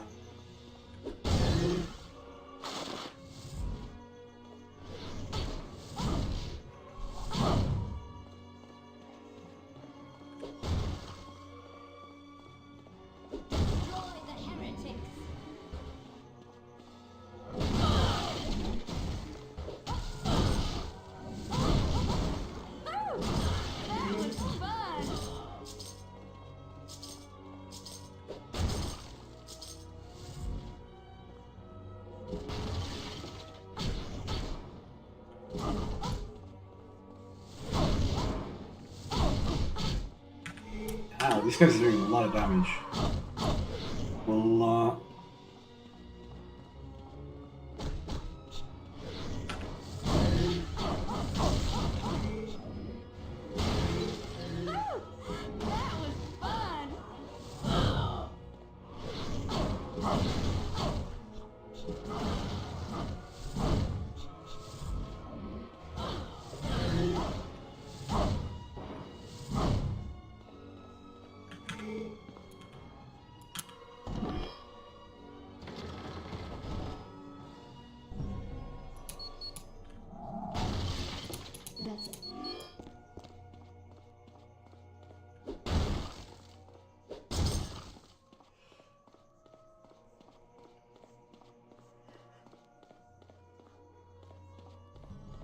Alright, you want to just walk past me? You can just walk past. I'm not chasing you, bum.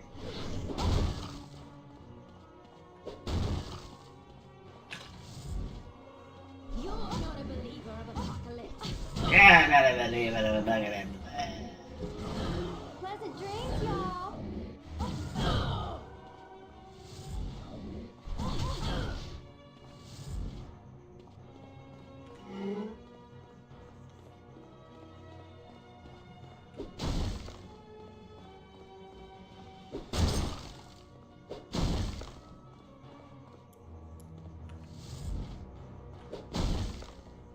You go no further.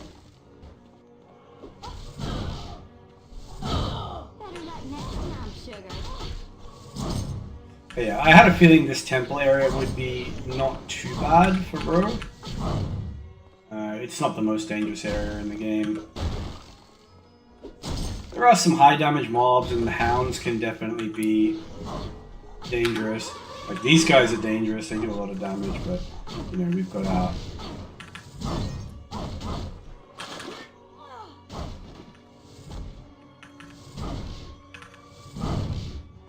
We have our damage mitigation. You'll go no further. Go no further. Pleasant dreams, y'all.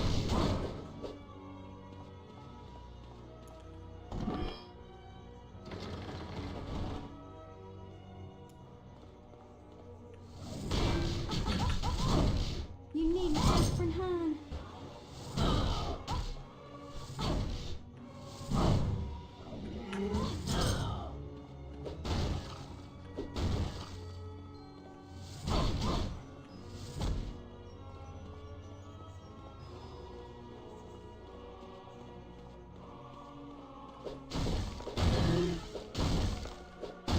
But yeah, if I do a Scarlet Witch build, I'm gonna try to mix it up a little bit, and I'll try to base it around. She has an ability called Misfortune, that it's a debuff that causes enemy damage to like rebound, and I'm gonna try to use a combination of like that and Reality Shift. So when like melee mobs rush me down, I'll use Misfortune.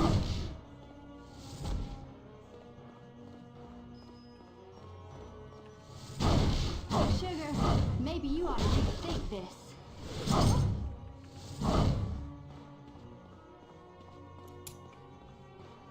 Destroy the heretics. And just have to try to build to be like fairly decently tanky so that I can take the hits that kill them. So they kill themselves. Y'all quit just when it was getting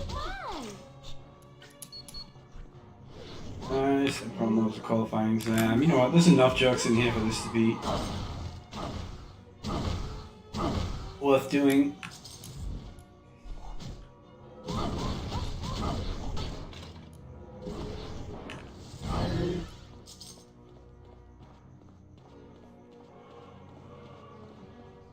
You're not a believer. Yeah, not a believer of apocalypse.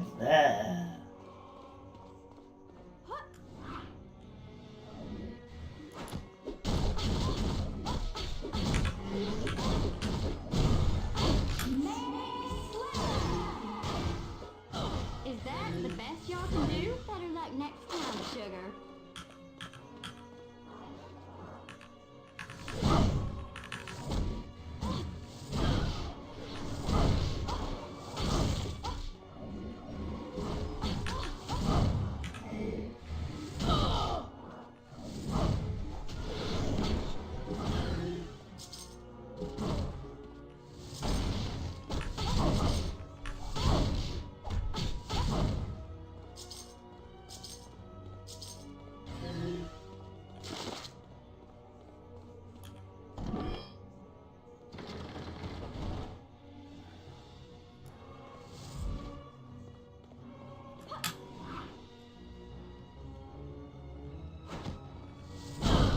Y'all quit just when it was getting fun. You need an aspirin, hon.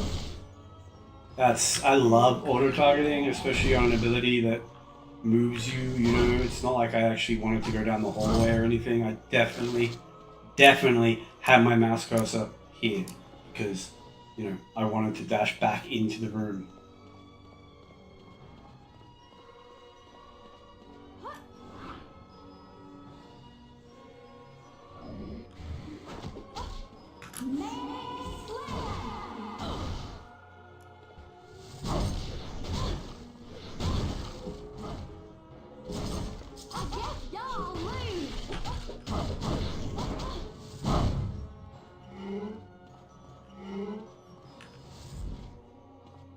You're not a believer of apocalypse. Yeah, no, no, no.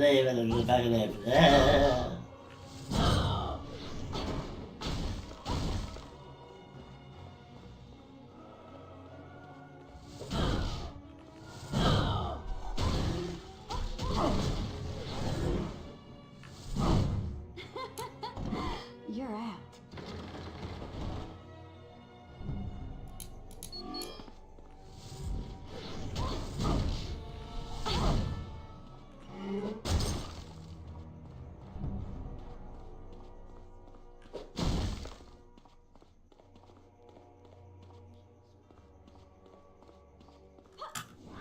And we are just about at the boss. Feels pretty good. As I said, this one takes about an hour. We've been about an hour.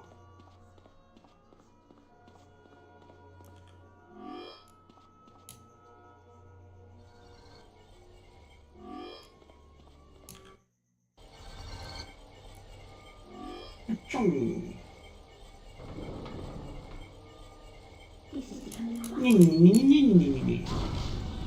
Oh, goody. Someone wants to play.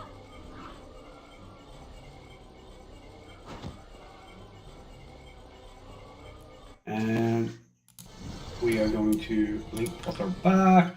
I got a bunch of items I need to sell, and I got a bunch of potions I need to buy. And then we'll go do the boss. And I like to do the bonus area and stuff before leaving the act. But let's be real, this has already been a long stream.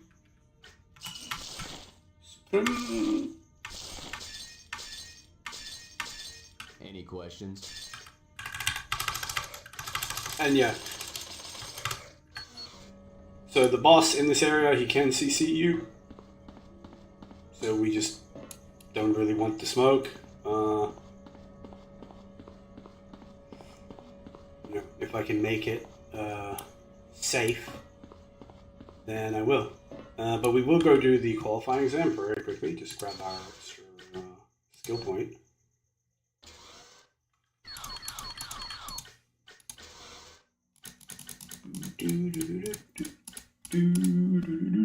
Rogue. Yeah, so here is, I'll show you very quickly the abilities that I'm talking about. Yeah, so this is Misfortune. The reflected damage is considerable. And as you can see, that's only a level 1. It goes a lot higher than that. And this is Combustion, which 30 to 36, and it's physical damage, which is pretty useful. Is not bad at all. It's just, she doesn't have any,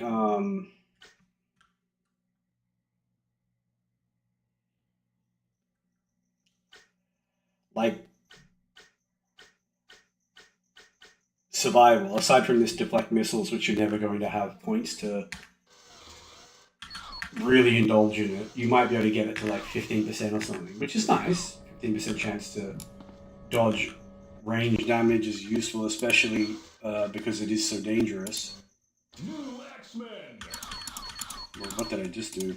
Alright, let's get Rogue. Rogue. I've been dying for a good fight. The training course has loaded. You may commence.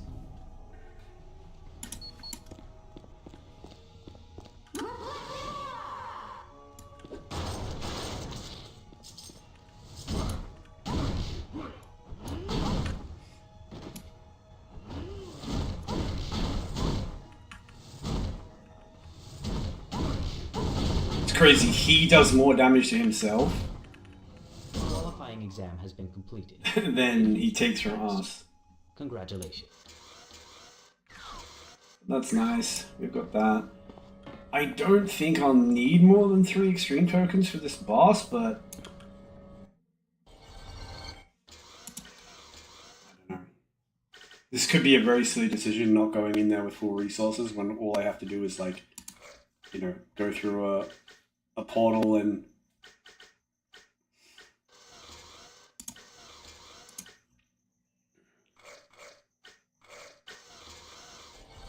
so on, but it's fine.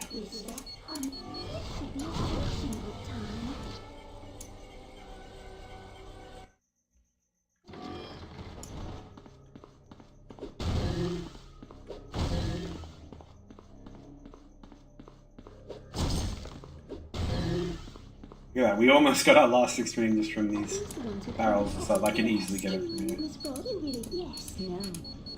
I told you to put Miss Frost's training to use. I'm pretty good, aren't I?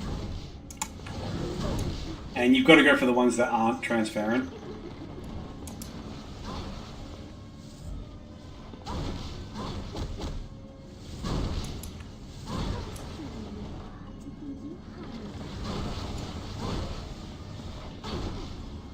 As you can see, there's a lot of CC when all their clones are out.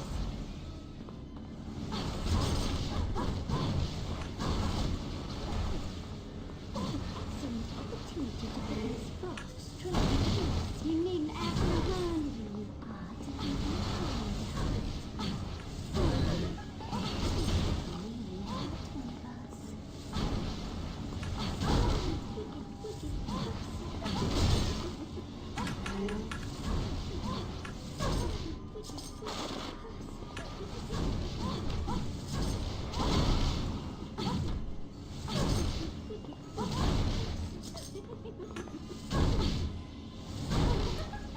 You didn't really hurt one of us. Destroy.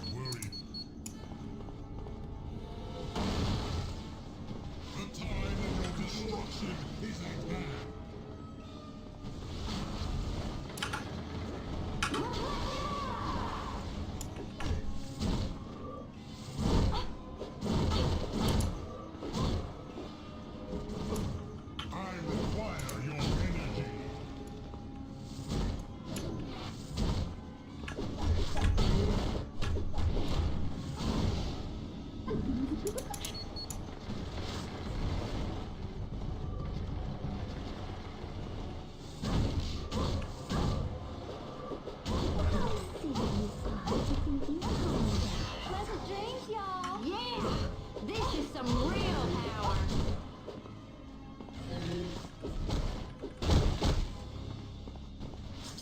But yeah, now we just have to kind of pound him down a little bit more and...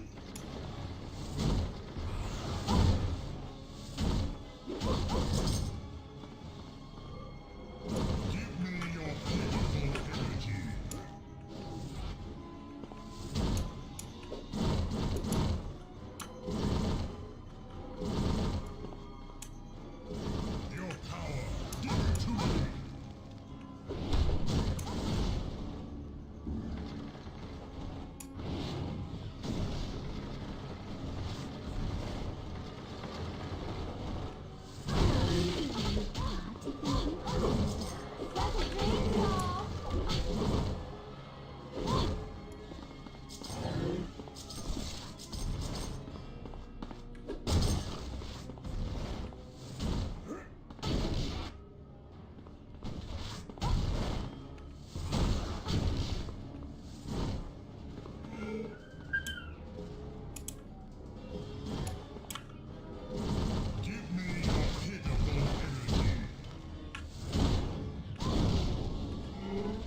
As you can see, this guy's just kind of a big damage sponge. He doesn't really do that much damage. He's only dangerous when there's a bunch of minions around, like here. Better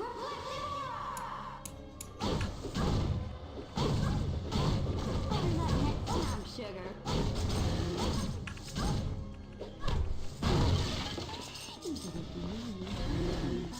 And now he can actually die for realsies.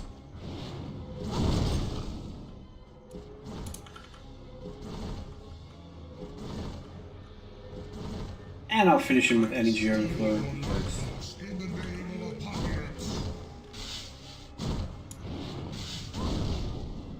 yeah, I can't actually take any of his abilities. I don't know.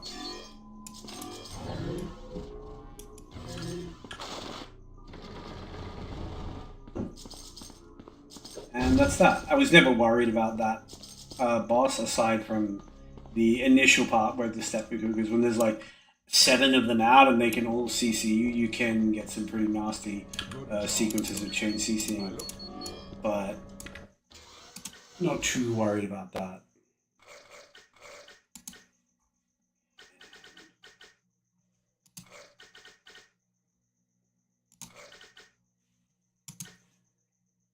Astonishing, huh?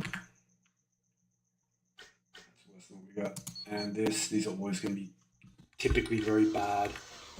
The odds that you're going to get one with like +2 or +3 to a skill that you actually use are very low, and if it does, it's probably going to be very high level.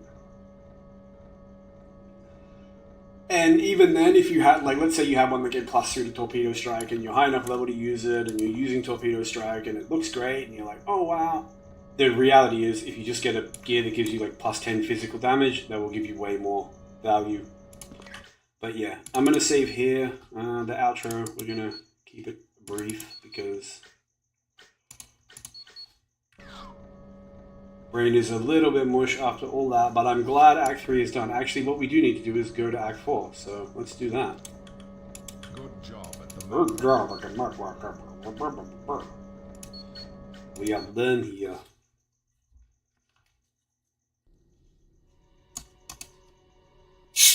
Don't crash my game, don't crash my game.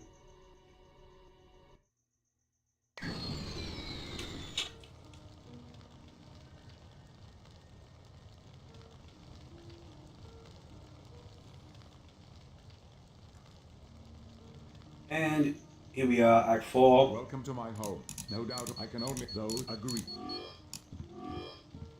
Let me save, and actually, hold on quickly. I'm going to talk to Moira so I don't have to come back in here. Greetings, X-Man. Greetings, X-Man. Well, quite right. If you'd like Quite to- right. You're quite welcome.